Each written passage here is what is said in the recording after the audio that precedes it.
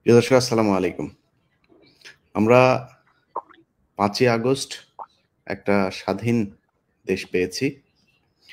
বাংলাদেশ নতুন করে স্বাধীন হয়েছে। একটা ভয়ংকর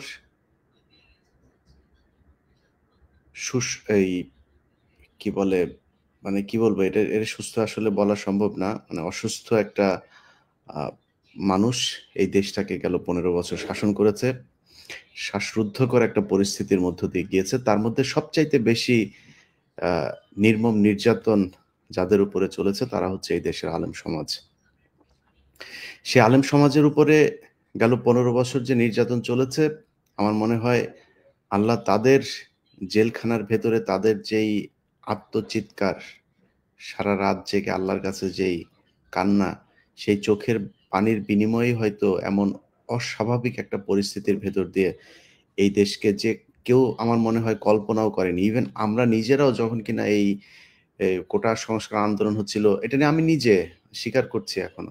আমি নিজে মনে করেছি যে এটা বোধহয় রয়ের বা আওয়ামী লীগের পাতানো একটা খেলা। আ শেখ হাসিনা চীনে যাচ্ছেন, ইন্ডিয়াতে যাচ্ছেন, এইসব সফর-টফরে কি হচ্ছে এটা থেকে মানুষের দৃষ্টি অন্যদিকে ঘোরানোর জন্যই এই আন্দোলনগুলো হচ্ছে। তো সেই দেশটা স্বাধীন হয়েছে।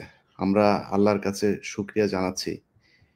কিন্তু যে আলেম সমাজের উপরে বিশাল নির্যাতন চলল গেল ১৫ বছর ধরে, আজকে স্বাধীনতার ৬ মাস পরে আমি আমি এই মুহূর্তে যে লাইভে এসছি, আমার সাথে বেশ কয়েকজন অতিথি আছেন, অত্যন্ত সম্মানিত অতিথি। তারা জানাবেন কারাগারের ভেতরে এখন পর্যন্ত কত হাজার মানুষ জেলখানায় আছেন, তাদেরকে জামিন দেওয়া হচ্ছে না, শুনানির তারিখ দেওয়া হচ্ছে না। নানান ধরনের টালবাহানা করে তারপর তাদেরকে জেলখানায় আটকে রাখা হচ্ছে। তার সাথে নানা নির্যাতন তো আছে। এখনো পর্যন্ত সেই ছাত্রলীগের নিয়োগ দেয়া জেল সুপার থেকে শুরু করে বিভিন্ন জেলের কারারক্ষীদের মধ্যে অনেকেই আছেন কৃত্রিমভাবে এই কারাগারে বন্দী, এদের উপরে নানান ধরনের নির্যাতন তারা চালিয়ে যাচ্ছেন। তো আমরা উনাদের কাছ থেকে শুনবো এবং সরকারের কাছে অনুরোধ থাকবে যে আজকে আমরা যে বিষয়টা নিয়ে কথা বলছি, এই বিষয়টা নিয়ে যেন আমাদের পরবর্তীতে আর কখনোই কথা বলতে না হয়। কারণ এদেশের আলেম সমাজ যদি মাঠে নামে তাদের আলেমদেরকে মুক্তি করার জন্য, এটা দিয়ে বহির্বিশ্ব আপনাদেরকে একটা অতি ইসলামিস্ট কালার দেয়ার চেষ্টা করবে। বহির্বিশ্বে আওয়ামী লীগ সবসময় যেটা করে, এখনো পর্যন্ত আপনারা দেখেছেন যে সজীব ওয়াজেদ জয় সহ আওয়ামী লীগের যেসব ফেসবুক পেজগুলো আছে তারা নানানভাবে আ নাটক সাজিয়ে পৃথিবীর কাছে বোঝানোর চেষ্টা করে যে এই দেশে নারীদের কোনো অধিকার নাই। এই দেশ পুরো তালেবানি একটা রাষ্ট্র হয়ে গিয়েছে। নানান ধরনের কথাবার্তা আপনারা এগুলো শুনেছেন। তো সেই সুযোগ আমরা কাউকে দিতে চাই না। কিন্তু সরকার যদি তাদেরকে বাধ্য করে, আমার মনে হয় তারা মাঠে নামতে বাধ্য হবে। কারণ ৬ মাস একটা সময়ের এই সরকারের সময় লাগার কথা না এই আলেমদেরকে বের করার জন্য। আমার মনে হয় এটার খুব দ্রুত কিভাবে করা যায় সেটার জন্য এই সরকার সিদ্ধান্ত নেবেন। আমরা আলোচনায় যাচ্ছি। আলোচনায় ১ম এই আমাদের খুব সদ্য একজন আলেম বের হয়েছেন। আমরা তাকে দিয়েই শুরু করি। আমাদের পুরো আলোচনায় উপস্থিত আছেন অ্যাডভোকেট মোস্তফা নূর ভাই, যিনি বাংলাদেশ পরিবেশ ও মানবাধিকার সোসাইটির ভাইস চেয়ারম্যান। আছেন আ মাওলানা মোহাম্মদ মহিবুল্লাহ, যিনি ২ বছর জেল খেটে এই ২-৩ দিন আগে যিনি বের হয়েছেন। আমার ৩২ নাম্বারে যেদিন ভাঙচুর হয় সেদিনই এটা নিয়ে উনাকে নিয়ে আসার কথা ছিল লাইভে। তো আমরা ওই ঘটনাটার কারণেই এই ৩ দিন পিছিয়ে আজকের লাইভটা করছি। এছাড়া আমার সাথে আছেন জনাব মাওলানা জিহাদুল ইসলাম, আ দারুল উলুম আ আ আ মহিতুল ইসলাম মাদ্রাসার যিনি মহাপরিচালক। যাই হোক, সরি, মহিউল ইসলাম। হুম, আমি আমি সবাইকে শুভেচ্ছা জানাচ্ছি এবং আপনাদের সবার কাছে কৃতজ্ঞতা যে আপনারা আমাকে সময় দিতে সম্মত হয়েছেন।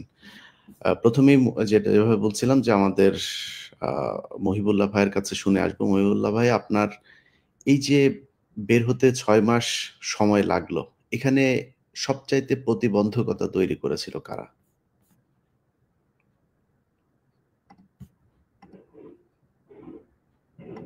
الله وبركاته.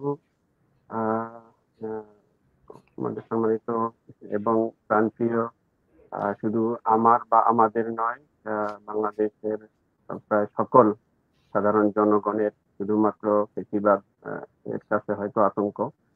আর বাকি সকলের প্রাণপ্রিয় ইলিয়াস ভাই, আপনাকে আহ, অশেষ অশেষ অসংখ্য মোবারকবাদ এবং সেই সাথে কৃতজ্ঞতা জ্ঞাপন করছি আমাকে জাতির সামনে উপস্থিত হয়ে কিছু আহ, অবস্থা পরিস্থিতি বর্ণনা করার সুযোগ দান করার জন্য। আহ, আমি একটু আহ, আমার পরিচয়টা সংক্ষেপে দেওয়ার চেষ্টা করি। আমি আসলে একদমই অজপাড়া গায়ের একজন আহ, সাধারণ মানুষ ছিলাম। আমার ফ্যামিলি ব্যাকগ্রাউন্ড সবাই প্রায় শিক্ষক। অত উচ্চ শিক্ষিত বা উচ্চ অফিসার বা রাজনীতির সাথে জড়িত এমন কেউই নেই। আমাদের পুরো এলাকাটায় এত পরিমাণ শিক্ষক যে আমাদের তরুণরা এটার নাম দিয়েছে মাস্টার পাড়া। আর আমার আহ, অধিকাংশ সময় আমার মনোযোগও ছিল এই শিক্ষা প্রতিষ্ঠান নিয়ে। কারণ আমার বিশ্বাস ছিল যে আহ, দেশ, রাষ্ট্র বা জনগণের আহ, সুষ্ঠু পরিচালনার জন্য, দেশে শান্তি ফিরিয়ে আনার জন্য যে জিনিসটা দরকার সেটা হচ্ছে দুর্নীতি মুক্ত মানুষ। একজন সৎ চরিত্রের মানুষ, যার লোভ নেই, যার জনগণের নিঃস্বার্থ খেদমত করার আকাঙ্ক্ষা থাকে, এরকম লোকরাই যদি প্রশাসনে বা পরিচালনায় ব্যবস্থাপনায় থাকে তাহলেই সাধারণ মানুষ সুখে শান্তিতে থাকতে পারে। এজন্য আমি চেষ্টা করেছি আমার যতটুকু সম্ভব আমার আহ, অবস্থান থেকে যে কিভাবে একটা ছাত্র বা একটা ছাত্রীকে আদর্শবান এবং নির্লোভ এরকম গড়ে তোলা যায়। এজন্য আমি ভোরবেলায় বাড়ি থেকে বের হয়ে যেতাম, আমার বাচ্চারা ঘুমিয়ে থাকতো, আবার বাড়িতে যখন ফিরতাম বাচ্চারা ঘুমিয়ে থাকতো। আমার পরিবারের, আমার নিজের সন্তানদের পিছনে আমার মেহনত করার সুযোগ কম হয়েছিল। আমি এখনো অবশ্য মনে করি যে দেশের সুষ্ঠু পরিচালনার জন্য, দেশে শান্তি ফিরিয়ে আনার জন্য, সাধারণ মানুষের অধিকার ফিরিয়ে আনার জন্য, দেশের স্বাধীনতা সার্বভৌমত্ব টিকিয়ে রাখার জন্য ঠিক মানুষের আদর্শ মানুষই প্রয়োজন। আমার প্রতিষ্ঠানে আমি আহ, শুরুতেই আমরা এই আদর্শ রাষ্ট্র গড়ার শপথ নিয়ে আমাদের সকালটা শুরু হইতো এবং সারাদিন এর উপরই আমরা, আমার প্রতিষ্ঠানের সহ অন্যান্য তরুণ এক ঝাঁক যে শিক্ষক মন্ডলী ছিলেন, সবার প্রচেষ্টা, সম্মিলিত প্রচেষ্টা ছিল। তো এর মধ্যে আহ, আহ, হঠাৎ কিভাবে কি হয়ে গেল আমি জানি না। আমার জানা মতে আমি শুধুমাত্র ভারতের বিরুদ্ধে মাঝে মধ্যে কিছু আলোচনা হয়তো কোথাও করতাম, এর বাইরে আমার কোনো কিছু করার সুযোগ ছিল না। তো আহ, কোথা থেকে যে এই বিষয়টা হঠাৎ করে জোরে চলে আসলো এটা আমি জানি না। এর আমি আমার প্রতিষ্ঠানেই ছিলাম, সম্ভবত পঞ্চম পিরিয়ডে, পঞ্চম শ্রেণীর ইসলাম ও নৈতিক শিক্ষার ক্লাসে আমি ছিলাম। সেখান থেকে আমার প্রতিষ্ঠানেরই একজন অফিস কর্মকর্তা, উনি আমাকে ডাকলেন যে একজন স্যার আসছে, অফিসে কথা বলেন আপনার সাথে। আমি বের হয়ে সেদিকে যাইতেছিলাম, এমন সময় দেখলাম একজন লোক, উনি অফিস থেকে বের হয়ে আমার হাত ধরে বলতেছে ওদিকে আসেন। আমি গেলাম মাঠের এক সাইডে, সেখান থেকে আমাকে আহ, বলতেছে যে আর একটু ওইদিকে আসেন, গেটের দিকে নিয়ে গেল।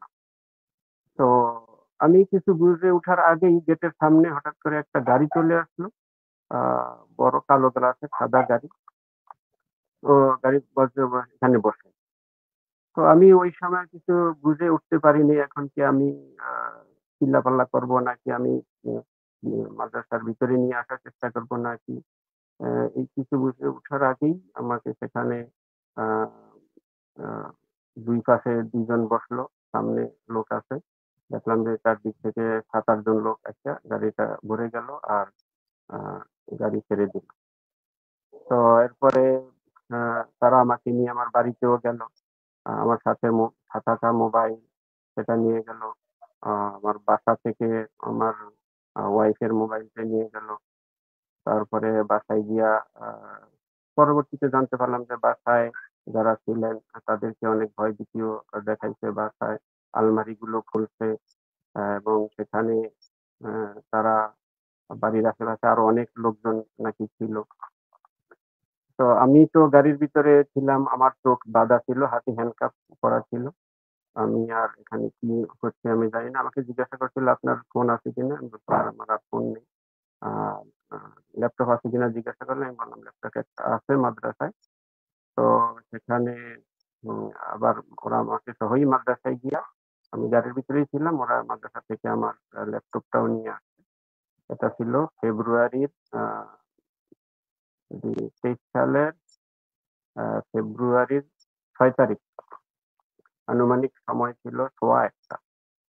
এরপরে সেখান থেকে নিয়ে গেলে এসপি হুজুর, অফিসের আপনি সামনে। আপনি আপনি কি কথা বলছেন কি হেডফোনে না কিসে? একটা ব্লুটুথ। ব্লুটুথ? ব্লুটুথ হলে এটা মানে আমার অনেকেই বলছে যে আপনার সাউন্ড শোনা যাচ্ছে না। হুম। আপনি আপনি আপনি ব্লুটুথটা বন্ধ করে সরাসরি একটু ফোনে আসেন। আমরা ততক্ষণে একটু আমাদের আইনজীবী ভাইয়ের কাছ থেকে একটু জেনে আসি যে এখন পর্যন্ত জেলখানার অবস্থা কি? কত মানুষ জেলখানায় বন্দী আছে এবং তাদের আ বন্দিতে মানে তাদের আসলে মুক্তিতে সমস্যাটা কোথায়? কারা বাধা দিচ্ছেন? আ এম এন মোস্তফা ভাই, আমরা জি আপনার কাছ থেকে শুনে আসি। জি সম্মানিত ইলিয়াস ভাই, আহ, সংগ্রামী দেশবাসী, বিপ্লবী গণ জনগণতান্ত্রিক বাংলাদেশের নাগরিকবৃন্দ, আসসালামু আলাইকুম রহমতুল্লাহ। আসলে আহ, যে বিষয়টা এখনো পর্যন্ত যে মুক্তির সমস্যাটা কোথায়, সমস্যাটা হলো আমরা যে মুক্ত হয়েছি, আমরা যে জালিম মুক্ত হয়েছি। দেশ যদি জালিম মুক্ত হয় তাহলে সমস্যা থাকার কথা না। দেশ আসলে জালিম মুক্ত না, এখনো 80-90% যে জালিমের অনুচরেরা, সক্রিয় অনুচরেরা যে ক্ষমতা বসে আছে, বিভিন্ন জায়গায় বসে আছে, গুরুত্বপূর্ণ জায়গা তারা পাহারাদারি করছে। এটা তো এই যে বেনজি সাহেবের বক্তব্যেও উঠে আসছে এবং আমরাও জানি। তো এই কারণে দুটা বিষয় আমি আজকে এই পর্যায়ে বলবো। সেটা হলো যে আলেম ওলামা যারা নাম আছে, যাদের নামধাম আছে, যারা তাদের বিষয়ে কিছুটা হিসাব কিতাব আছে। আমরা বলতে পারি কতজন জেলে আছেন, কতজন জেলে আদালতে জামিন পাওয়ার পরেও জেলখানায় আটক আছেন। দুর্ভাগ্যজনক এখানে একটা কথা, উচ্চ আদালতে জামিন পাওয়া সত্ত্বেও, নিম্ন আদালতে জামিন পাওয়া সত্ত্বেও যাদেরকে আপিল করে করে আটকানো হয়েছে, তাদেরকে ওই আপিল নিষ্পত্তি হওয়া সত্ত্বেও, পুনরায় জামিন হওয়া সত্ত্বেও আবার কি করা হয়েছে, আপনার গোয়েন্দা সংস্থার রিপোর্টের অপেক্ষায়, ক্লিয়ারেন্সের অপেক্ষায় তথাকথিত এই দিনের পর দিন জেলখানায় থাকতে হয়েছে। তো যেটা আমাদের ইয়া ভাইয়ের ব্যাপারে যেটা মহিবুল্লাহ সাহেবের, মৌলানা মহিবুল্লাহ সাহেবের ব্যাপারেও যেটা হয়েছে, একদিন আমি চট্টগ্রাম জেলখানায় আরো আইনজীবী সহ রাতের 12টা বাজে গিয়ে ওনাদেরকে জিজ্ঞাসাবাদ করে, কঠোরভাবে জিজ্ঞাসাবাদ করে তারপর রাতের 1টায় ওনাদেরকে ছাড়িয়ে আনতে পেরেছি। তাও আমি একজন সেনাবাহিনীর সাবেক কর্নেল দিদার সাহেবের সহযোগিতা নিয়ে, এবং উনি স্বরাষ্ট্র মন্ত্রণালয়ের সাথে যোগাযোগ করেছেন। তারপর এটা হয়েছে, এটা হাসিনা পতনের একদম পরপর কয়েকদিনের মধ্যে ঘটনা। এরপর এখানে যেটা আলোচ্য বিষয় হতে পারে যে জামিনে মুক্ত হওয়ার পরেও জামিনে বের হতে গোয়েন্দা সংস্থার মর্জির উপর ভরসা করতে হয়, এটা চরম মানবাধিকার লঙ্ঘন। এটার মতো চরম মানবাধিকার লঙ্ঘনের বিষয় আর হতে পারে না। আর জালিমরা যেগুলো ঘটনা ঘটিয়েছে, আমি যেটা একটু করে বলছিলাম যে বড় বড় আলেম যারা আছেন, যারা কওমি আলেমরা আছেন, এমনিতে আমাদের আলিয়া লাইনের আলেমরা আছেন যারা ক্ষতিগ্রস্ত হয়েছেন মিথ্যা মামলায়, সাজানো নাটকে, তাদের যে হিসাব একটা আছে। কিন্তু সাধারণ লোককে, তরুণ যুব সমাজকে নামাজি কালামি দেখলে অথবা দুর্বল ফ্যামিলির লোকজনকে ধরে ধরে গুম করে করে, তাদের দাড়ি লম্বা করে, তাদেরকে জঙ্গি তকমা দিয়ে, কিছুই জানে না তারা, এরকম করে করে যাদেরকে আটক করা হয়েছে, এদের সংখ্যা সহ আমি একটা খোঁজ খবর নিয়েছি যে প্রায় তারা কোনো দলেরই সাপোর্টার না, তাদেরকে দিয়ে সাপোর্টার্স তৈরি করার জন্য এই ফ্যাসিবাদী সরকার সাপোর্টার্স তৈরি করার জন্য, ঘটনা তৈরি করার জন্য, যাদেরকে কেউ খুঁজবে না, এইরকম যাদের কম, ফ্যামিলির সামর্থ্য কম, দুর্বল, এই সমস্ত লোকদের সংখ্যা মিলাই টেলাই প্রায় 5,000 লোককে এখনো পর্যন্ত আটক রাখা হয়েছে বিভিন্ন পর্যায়ে। এবং এই মামলাগুলো একসাথে যদি প্রত্যাহার করা না হয়, একসাথে মামলা প্রত্যাহার করা না হয়, তাহলে এই ফ্যামিলিগুলো এই আইনি মোকাবেলা করার পন্থা জানা এবং মোকাবেলা করে বেরিয়ে আসা, এটা খুবই অসম্ভব ব্যাপার। জি ইলিয়াস ভাই।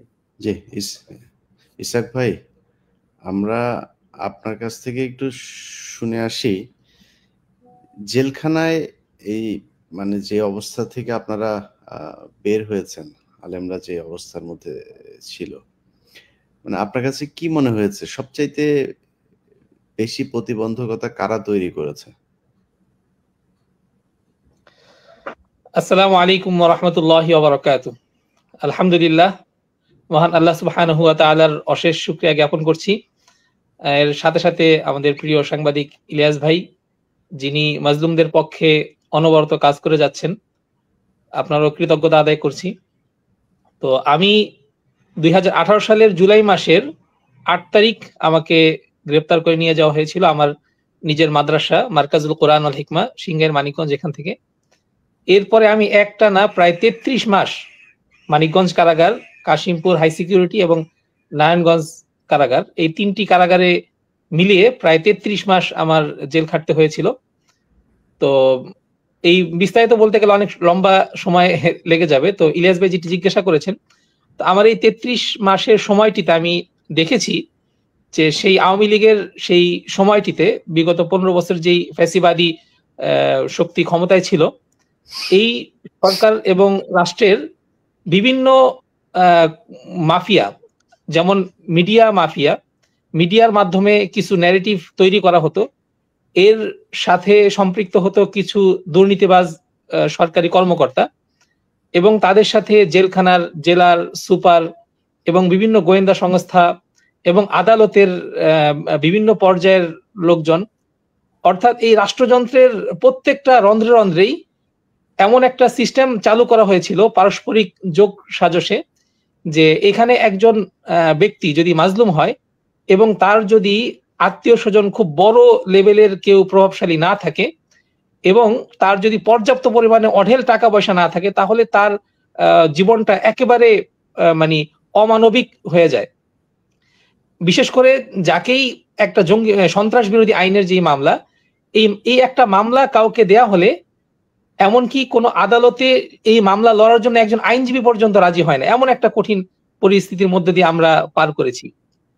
তো এর পরবর্তীতে এই মামলাগুলো অনেক কষ্ট করার পর, আমার মামলাটাই যদি আমি বলি, আমি গ্রেপ্তার হওয়ার পরে প্রায় 12 মাস পরে 1 বছর ম্যাজিস্ট্রেট কোর্ট, জজ কোর্টে অসংখ্যবার জামিন চাওয়া হয়েছে, নামঞ্জুর হয়েছে, হয়নি। 1 বছর পরে হাইকোর্টে কয়েকবার আবেদন করার পরে আমার জামিন মঞ্জুর হয়। তো এই হাইকোর্টে জামিন মঞ্জুর হওয়ার পরে যখন আমার এই জামিনের কাগজ আমার মানিকগঞ্জ কারাগারে আসে, তো এর ওই সময় আমাকে বলা হলো যে ছাড়া হবে, জেল গেটে নিয়ে যাওয়া হলো। কিন্তু যখনই আমার দেখলো যে এটা সন্ত্রাস বিরোধী হলো, তখনই আবার আমাকে ফিরিয়ে দেওয়া হলো এবং বলা হলো যে এই কাগজটা আবার যাচাই করতে হবে, অথচ সবকিছু ঠিক ছিল। তো এইভাবে 3 দিন পর্যন্ত সেখানে তারা সম্ভবত উপরে ফোন দিয়েছে সেই গোয়েন্দা সংস্থাদেরকে, তারা নাকি ছাড়তে মানা করেছে। কিন্তু একটা আদালতের কাগজ আসার পরেও, নাম ঠিকানা সব ঠিক থাকার পরেও সর্বোচ্চ 24 ঘন্টা তারা এটা যাচাই করার জন্য রাখতে পারে। কিন্তু সেখানে দেখা গেল যে 3 দিন পর্যন্ত আমাকে আটকে রাখা হয়েছে, আমাকে ছাড়া হয়নি। 3 দিন পরে আমাকে জানানো হলো যে এটা হাইকোর্ট থেকে এই মামলাটায় স্টে আদেশ এসেছে। যেমন কিছুদিন আগে যে মাওলানা মহিবুল্লাহ সাহেব, ওনার জন্য আমরা যেই আন্দোলন করেছিলাম কাশিমপুরে, যে একই অবস্থা, যে একটা মামলা একজন নিরপরাধ মানুষ 1 বছর জেল খাটার পরেও, 2 বছর জেল খাটার পরেও জামিন হলেই তখন জেল গেট থেকে কিছু মামলা তো হাইকোর্টে বা উচ্চ আদালতের যেখানে গোয়েন্দা সংস্থার লোকজন থাকেন বা সরকারি কর্মকর্তা, তারা জানান যে এই মামলাটা জামিন হয়েছে, স্টে আবেদন করেন তারা। আবার কিছু ক্ষেত্রে দেখা যায় যে তারা প্রথমে এটা স্টে আবেদন করেন না, যেমন মুহিবুল্লাহ সাহেবটাও হয়েছে, ওনার মামলা জামিন হয়েছে সম্ভবত 16 তারিখ জানুয়ারি মাসে, কিন্তু উনি 31 তারিখ শুক্রবার যখন ওনার জেল গেটে ওনার জামিননামা গেল, এরপরে জেল গেট থেকে হাইকোর্টে তাদেরকে মানে গোয়েন্দা সংস্থাকে বলা হলো, তারপরে তারা আরো 2-3 দিন পরে তারা জামিন স্টে করার জন্য সেখানে প্রস্তুতি নেওয়া শুরু করলো। এটা একটা সংবিধানের দেশ, একটা আইন কানুনের দেশে এই ধরনের বেআইনি এবং সংবিধান বিরোধী কার্যক্রম কিভাবে হতে পারে? এটা আমাদের জন্য একটা আশ্চর্যজনক বিষয়। সবচাইতে আশ্চর্যজনক হচ্ছে যে বিগত 15 বছরের ফ্যাসিবাদী সময়ে এই যে আলেম ওলামাদের সাথে বা ইসলামী জনগণের সাথে যাদের দাড়ি টুপি আছে বা যাদের কয়েকটা বই পুস্তক পাওয়া গেছে বা কোনো মাদ্রাসা মসজিদ থেকে যাদেরকে ধরে আনা হয়েছে, তাদের জন্য এই বিগত 15 বছর যে ধরনের বৈষম্য করা হয়েছিল জামিনের ক্ষেত্রে, জামিনের পরে মুক্তির ক্ষেত্রে, আবার ক্লিয়ারেন্স নামক একটা নতুন একটা ঝামেলা, যে আদালত, আমরা জানি বাংলাদেশের সবগুলো কারাগার এটা কোর্টের আদেশ মেনে চলতে বাধ্য। একজন ব্যক্তিকে জেলখানায় রাখতে হলে তার ব্যাপারে কোর্টের পক্ষ থেকে সাজা অথবা ওয়ারেন্টের একটা কাগজ লাগবে। আবার একই ব্যক্তিকে যখন জেলখানা থেকে ছাড়তে হবে তার জন্য আদালতের জামিনের কাগজ লাগবে। তো এই জামিনের কাগজের আলোকেই কিন্তু কারাগারগুলো কোনো বন্দীকে মুক্তি দেয়া বা আটকে রাখার ক্ষমতা পায়। কিন্তু যখন কোর্ট তাকে বললো যে আপনি এই আসামিটাকে ছেড়ে দেন, বেলবন্ড যখন পৌঁছলো, তারপরেও যদি আবার জেলাররা তখন আটকে রাখে, সুপাররা বলে যে ডিআইজির পারমিশন লাগবে বা গোয়েন্দা সংস্থার ক্লিয়ারেন্স লাগবে, তাহলে তো আমরা কি বলবো যে আমরা এখন থেকে জামিনের জন্য আর আদালতে যাব না? তাহলে কোন গোয়েন্দা সংস্থার কাছে যেতে হবে তার ঠিকানা দিন। কারণ আদালত থেকে জামিন হওয়ার পরেও যদি ক্লিয়ারেন্সের জন্য আটকে রাখা হয়, তাহলে এটা কোন সংবিধান, কোন আইনের আলোকে আপনারা এই জুলুমগুলো করছেন? এবং এখনো এমন হচ্ছে, এখনো বর্তমানে অনেক মামলা জামিন হওয়ার পরে দেখা যায় যে উচ্চ আদালতে সেটাকে স্টে করে দেওয়া হচ্ছে। আবার জামিনের জন্য একজন নিরপরাধ ব্যক্তির ওকালতনামা, আমাকে কোর্টে যারা কাজ করেছেন অনেকে জানিয়েছেন যে একজন সন্ত্রাস বিরোধী মামলায় যদি কোনো ইসলামিক ব্যক্তির ওকালতনামা আমরা জেল গেটে নিয়ে যাই, তখন সেই ওকালতনামাটা স্বাক্ষর করে আমাদেরকে দেওয়া হয় না, আমাদেরকে বলে আপনার ডিসি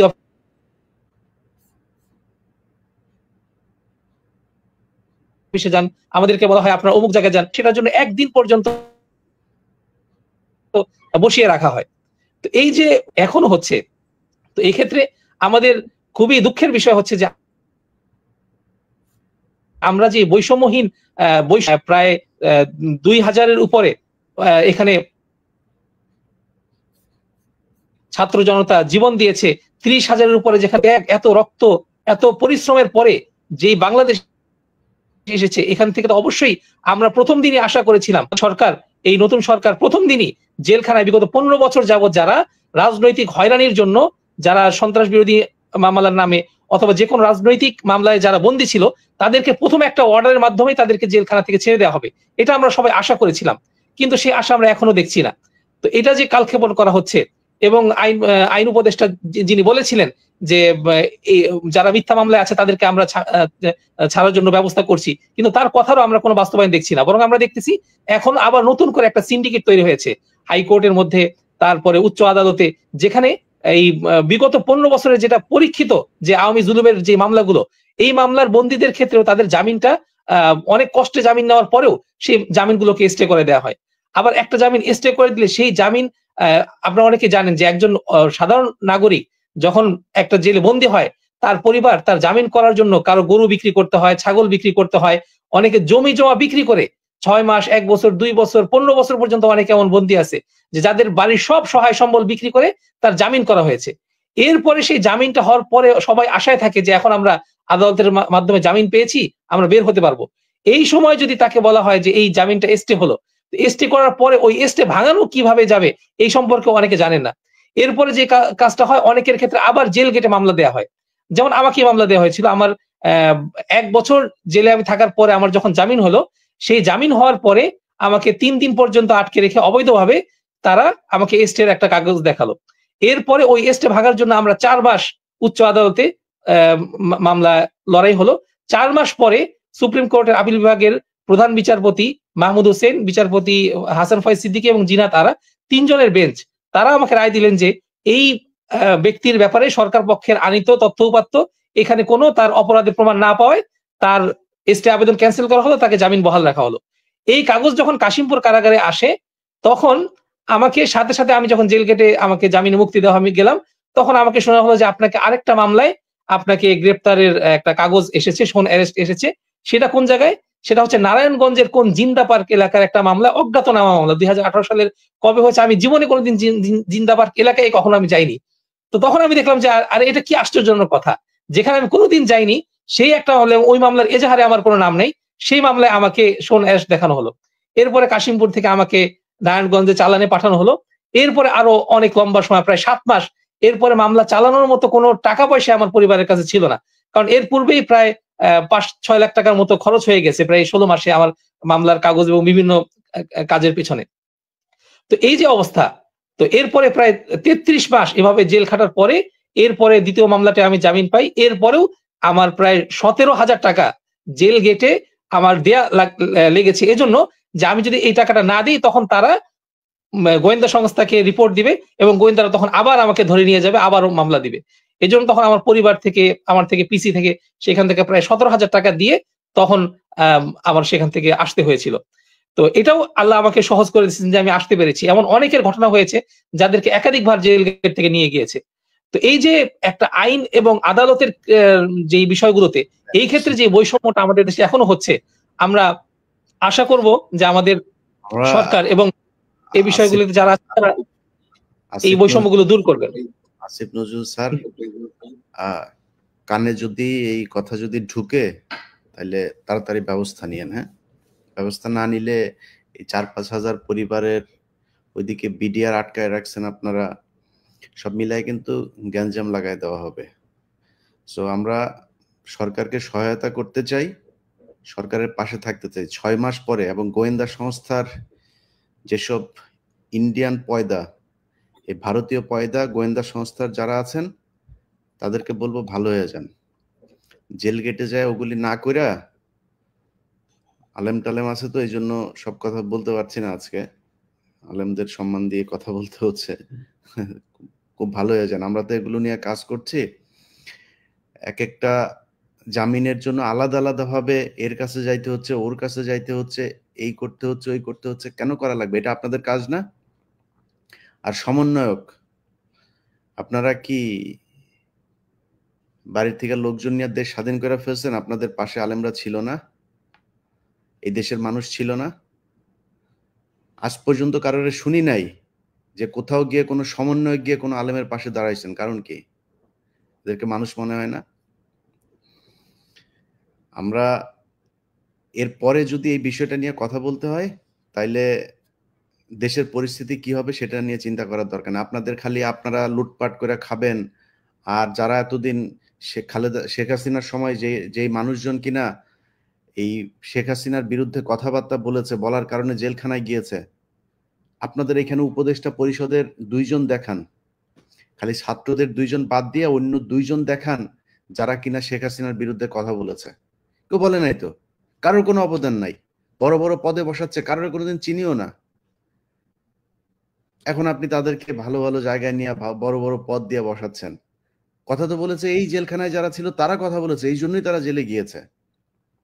তো তাদেরকে ছাড়াবেন না? যদি না হয় এই মানুষগুলির জন্যই শেখ হাসিনা ক্ষমতা থেকে গেছে। অতএব এই মানুষের রক্তের উপর দাঁড়ায়, এই মানুষের এই বিশাল কষ্ট, ১০ বছর, ১৫ বছর, ১৬ বছর এই যে জেলখানার জীবন, এদের সাথে তামাশা করে আপনারা লুটপাট করার জন্য দেশ চালাবেন আর করবেন, এটা হইতে দেওয়া যাবে না। গ্যাঞ্জাম লাগাই দিব কিন্তু। সো ফার্দার যেন আমাদের এই সাবজেক্ট নিয়ে আর কথা বলতে না হয়। আপনাদের যে মানুষগুলো আমার সামনে আছেন আপনাদেরকে বলি, এই যে আপনারা আমার চ্যানেলে আছেন না, আল্লাহকে সাক্ষী রেখে বলছে, এটা আমার জন্য বিশাল সমস্যা। এই আপনাদের আর ইসলামের পক্ষে কথা বলার জন্য আমারে নিয়ে এইখানে এমন কোনো বাজে অভিযোগ নাই আমার বিরুদ্ধে করা হয় নাই। আমাকে পুলিশ নিয়ে জিজ্ঞাসাবাদ করেছে এইসব বিষয় নিয়ে, আমার এদের সাথে কি সম্পর্ক, আমি কি করি, কোন মসজিদে যাই, অনেক কিছু গিয়েছে। তো খালি আল্লাহর উপরে ভরসা করে এই আপনাদের নিয়ে কথা বলছি। এই ভিডিও মনে করেন নিয়ে দিবে বিভিন্ন জায়গায় যে এই যে এদেরকে নিয়ে সে মিটিং করে, এই সেই। তো আল্লাহ যদি নাকি আমাকে বিপদে ফেলে আমার কেউ বাঁচাইতে পারবে না, খালি ওই বিশ্বাস থেকে এগুলা করি। এগুলো নিয়ে সারাদিন পড়ে থাকতে পারবো না। কালকে একটা ফেসবুকে পোস্ট করেছিলাম, সেই পোস্টে খালি লিখেছিলাম যে অতি ইসলামিস্ট হয়েন না, আহ, এই যে মেয়েদেরকে ফুটবল খেলায় করতে দিয়েছে, সেখানে আমি কয়েকটা কমেন্ট পড়ছিলাম, সেখানে লিখছিল যে আমি আমি কাফের হয়ে গিয়েছি। মেয়েদের ফুটবল খেলার পক্ষে কথা বলে হচ্ছে আমি হচ্ছে জাহেল, আমার মতো এরকম মূর্খ, আমি কিচ্ছু বুঝি না। ভাই, আপনি এত হারাম হালালের চিন্তা করছেন? বাংলাদেশের মসজিদ আর মাদ্রাসাগুলো চলে কোনোদিন? কয়টা মাদ্রাসায় খোঁজ নিয়েছেন যে ভাই হালাল টাকা দিবেন, হারাম টাকা দিয়েন না? কোনোদিন খোঁজ নিয়েছেন নাকি? এটা আছে আপনার কোরআনে? এটা ইসলাম অ্যালাউ করে আপনাকে যে যেখান থেকে পান ওখান থেকে টাকা পয়সা নিয়ে খালি আপনি খাবেন? এটা বলেছে নাকি কোনোদিন? তো হারাম হালাল সব জায়গায় করেন না, দেশের পরিস্থিতি বুঝেন। তারা প্রতিটা ঘটনাকে বহির্বিশ্বের কাছে নিয়ে তারপরে দেখায় যে এই যে দেখো বাংলাদেশে ফুটবল খেলা। আরে ভাই, আপনি বাংলাদেশের শরিয়া আইন চান? যদি আপনি চান, আপনি যদি করতে পারেন করেন, সমস্যা নাই। আপনার কি মনে হয় নাকি আমি বিরুদ্ধে আপনার? কিন্তু পরিস্থিতি তো বোঝা লাগবে। দেশের বর্তমান অবস্থায় যে বিভিন্ন জায়গায় কালো পতাকা নিয়ে মাহফিল, তারপরে কোরআনের এই ওয়াজ মাহফিল টাফিল এগুলোতে যারা কিনা আপনার পাশে যে এই কালো পতাকা লা ইলাহা ইল্লাল্লাহ মুহাম্মাদুর রাসূলুল্লাহ এগুলো লেখা দাঁড়ায় থাকবে, ওইটারে ধরে পিটাবেন। এটা বুঝবেন এটা হচ্ছে রয়্যাল লোক, নাহলে আওয়ামী লীগের লোক, টাকা দিয়ে ওরা ওইখানে নিয়ে দাঁড় করানো হয়েছে। এগুলো ওরা ভিডিও করে ছবি তুলে তারপরে বিভিন্ন দেশে এগুলো পাঠাচ্ছে। আমি তো ওদের বিভিন্ন গ্রুপে আছি, ওরা কি করে আমি তো দেখি। এই যে নিজুম মজুমদার থেকে শুরু করে এদের সারাদিন কাজ হচ্ছে এটা। এই যে সজীব ওয়াজেদ, জয় টয়, এদের অন্য কোনো কাজ নেই। এদের কাজই হচ্ছে ইসলামকে মানুষের কাছে বিকৃতভাবে উপস্থাপন করা। অতএব আমারে ইসলাম শিখাইতে আসেন না, ইসলামের পক্ষে কথা বলা আমারে শিখাইতে আসেন না। আপনি এই কয়দিন আগে মসজিদের ভেতরে মমতাজ ঢুকে মিম্বরে বসে তারপরে হুজুরকে সরায় দিয়ে জুমার নামাজের দিন বক্তব্য দিয়েছে, দেখেন নাই? জগন্নাথ বিশ্ববিদ্যালয়ের উপাচার্য ইমামকে নিচে বসায় মিম্বারের উপরে বসে মহিলা মানুষ যায় বসে তারপরে বয়ান দিয়েছে, আপনাদেরকে ইসলাম শিখিয়েছে। কই কিছু বলতে পারেন নাই তো? ওয়াজ করে আর ওয়াজের পিছনে যখন হুজুর যা বলে ইয়াস আই লাফান শুরু করেন। আপনি ওই মহিলারা যা থাপড়াইতে পারেন নাই? উচিত ছিল তো ওরে ওইখানে টাইনা হেসটা তারপরে মসজিদ থেকে বার করা। এটার নাম হচ্ছে ইসলাম। তবে আমাদেরকে ইসলাম শিখাইতে আসেন না। এই ইসলামের জন্য জীবনে বহুত কিছু হারাইছি। যাই হোক, আমাদের এই আরো দুইজন আলোচক আছেন আপনাদের কাছে। আমি জাস্ট আমরা খুব বেশি সময় নিব না। আপনাদের জেলখানার যে জীবন, সেই জীবনটার বর্ণনা শুনবো। আমাদের জিয়াতুল ভাইকে পাচ্ছি না, মিজানুর রহমান আজাদি, আপনাকে দিয়ে শুনি। আপনার কি অবস্থা, কি চললো, কি দেখছেন? আলেমদের মুক্তিতে বাধা কারা দিচ্ছে একটু বলেন। আসসালামু আলাইকুম রহমতুল্লাহ। সর্বপ্রথম আমি ইলিয়াস হাসান ভাইকে আন্তরিক ধন্যবাদ এবং মোবারকবাদ জানাই। আমি দ্বীপাঞ্চল ভোলা বাংলাদেশের একটি দ্বীপ জেলা। আমরা এখানে 2013-তে শাপলা চত্বরে অবস্থান করেছি। আমি হেফাজত মামলায় কারাবন্দী ছিলাম ভোলা জেলায় এবং নেতৃত্বেও ছিলাম। আল্লাহ তাআলার কাছে অশেষ শুকরিয়া যে বৈষম্য বিরোধী ছাত্র আন্দোলনে ছাত্র জনতার ত্যাগ এবং রক্তের বিনিময়ে যে এক স্বাধীনতা এসেছে, আমরা আশা করেছিলাম এই স্বাধীনতার মাধ্যমে আমাদের মজলুমদের খোঁজখবর নেওয়া হবে, আমাদের মামলা থেকে আমরা অতি দ্রুত আমরা মুক্তি পাবো। কিন্তু বড় দুঃখের সাথে বলতে হয়, আমাদের দ্বীপ জেলা ভোলার যে একজন মজলুম আলেম এই কয়েকদিন আগে মুক্তি পেয়েছে, মাওলানা মহিবুল্লাহ সাহেব, শ্রদ্ধাভাজন আলেম, আমার বাড়ির কাছে বন্ধু মানুষ। কিন্তু বড় হতভম্ব হয়ে যায় যে নতুন স্বাধীনতা স্বাধীনতা বলে স্লোগান দেওয়া হয়, আজকেও আমরা আদালতের বারান্দায় দাঁড়িয়ে থাকি। আমাদেরকে সেই জোহরের নামাজও আমরা পড়তে পারি না, আদালত চত্বরে আমাদেরকে কাটাতে হয়, সকাল থেকে নিয়ে মাসে 3-4 বার হাজিরা দিতে হয়। আল্লাহ তাআলার অশেষ মেহেরবানি যে আজকে আমরা ভোলা জেলা দায়রা জজে 2টি মামলা থেকে আমরা খালাস পেয়েছি, 19 জন আলেম। তো মূলত ফেসিস্ট স্বৈরাচারের আমলে যে সকল মানুষ কথা বলেছে এরা নির্গৃহীত হয়েছে, দেশান্তর হয়েছে। যেমন আপনি, যারা দেশে রয়েছে তাদের প্রতি যে নির্বিচারে অত্যাচার এবং জুলুম, এই বিষয়গুলো আসলে অবর্ণনীয়। জেলখানার কারাবন্দী জীবন কত অসহনীয়, এবং ওই সময় সকলেই একটা লাঞ্ছনা এবং তিরস্কারের সাথে দেখতো। বিশেষ করে আমি বলি যে প্রশাসনের লোকের মাধ্যমে আমরা যে হয়রানির শিকার হয়েছি স্বৈরাচারের আমলে, কিন্তু 6 মাস যাওয়ার পরও দেখি আমরা সেই প্রশাসনিক জুলুমের মধ্যে এখন আমরা নিমজ্জিত। যেমন আমাকে গ্রেপ্তার করা হয়েছে রাত্রে 12:30টায় ভোলা সদর থানার ওসি তৎকালীন এনায়েত স্যার, উনি নিজে এসে তার ব্যাটালিয়ন নিয়ে চতুর্দিকে আমার মাদ্রাসার পাশে বাসা থেকে আমাকে রেড দিয়ে গ্রেপ্তার করে। আমার গায়ে ওই সময় 103 জ্বর ছিল। আমার ঘরে ছোট্ট বাচ্চা আছে, আমার 4 ছেলে হাফেজে কোরআন, ওরা আতঙ্কিত হয়ে গেছে। ঘর থেকে আমাকে এমন পরিস্থিতিতে গ্রেপ্তার করে রাত্রে 12:30টায় নিয়ে যাওয়া হয়, মনে হয় যেন একজন মোস্ট ওয়ান্টেড ক্রিমিনাল সন্ত্রাসীকে গ্রেপ্তার করা হয়েছে। তো ওই সময় আমি অথচ একটা মাদ্রাসার মুহতামিম, আমি ভোলা জেলার পরিচিত একজন আলেম, সদরেই আমার একটা মেশকাত পর্যন্ত মাদ্রাসা, পাশে আমি বাজার মসজিদে কেন্দ্রীয় মসজিদের খতিব। এমন একজন লোককে এভাবে গ্রেপ্তার করে নিয়ে পর আবার জেলখানায় মামলা দেওয়া, সেখান থেকে দীর্ঘ আমরা এই জুলুমের শিকার হয়ে নতুন স্বাধীনতায় আমরা এসে আদালতের বারান্দায় যাওয়া, আমাদের কোনো খোঁজ খবর না নেওয়া, এবং দেশ কিভাবে চলতেছে আমার কাছেও আমি অনেক হতভম্ব হয়ে যাই। তো এই জন্য আজকের এই লাইভে আপনার মাধ্যমে আমাদের এই মনের অভিব্যক্তিগুলো প্রকাশ করতে পেরেছি, এজন্য আপনাকে আন্তরিক শুভেচ্ছা জানাচ্ছি। তবে আমার মনের একটা চাহিদা হলো, যারা বর্তমানে দেশ সংস্কারের নামে দেশের শাসনভার গ্রহণ করেছে, তাদের সংস্কারগুলো যেন আমাদের সামনে স্পষ্ট করে।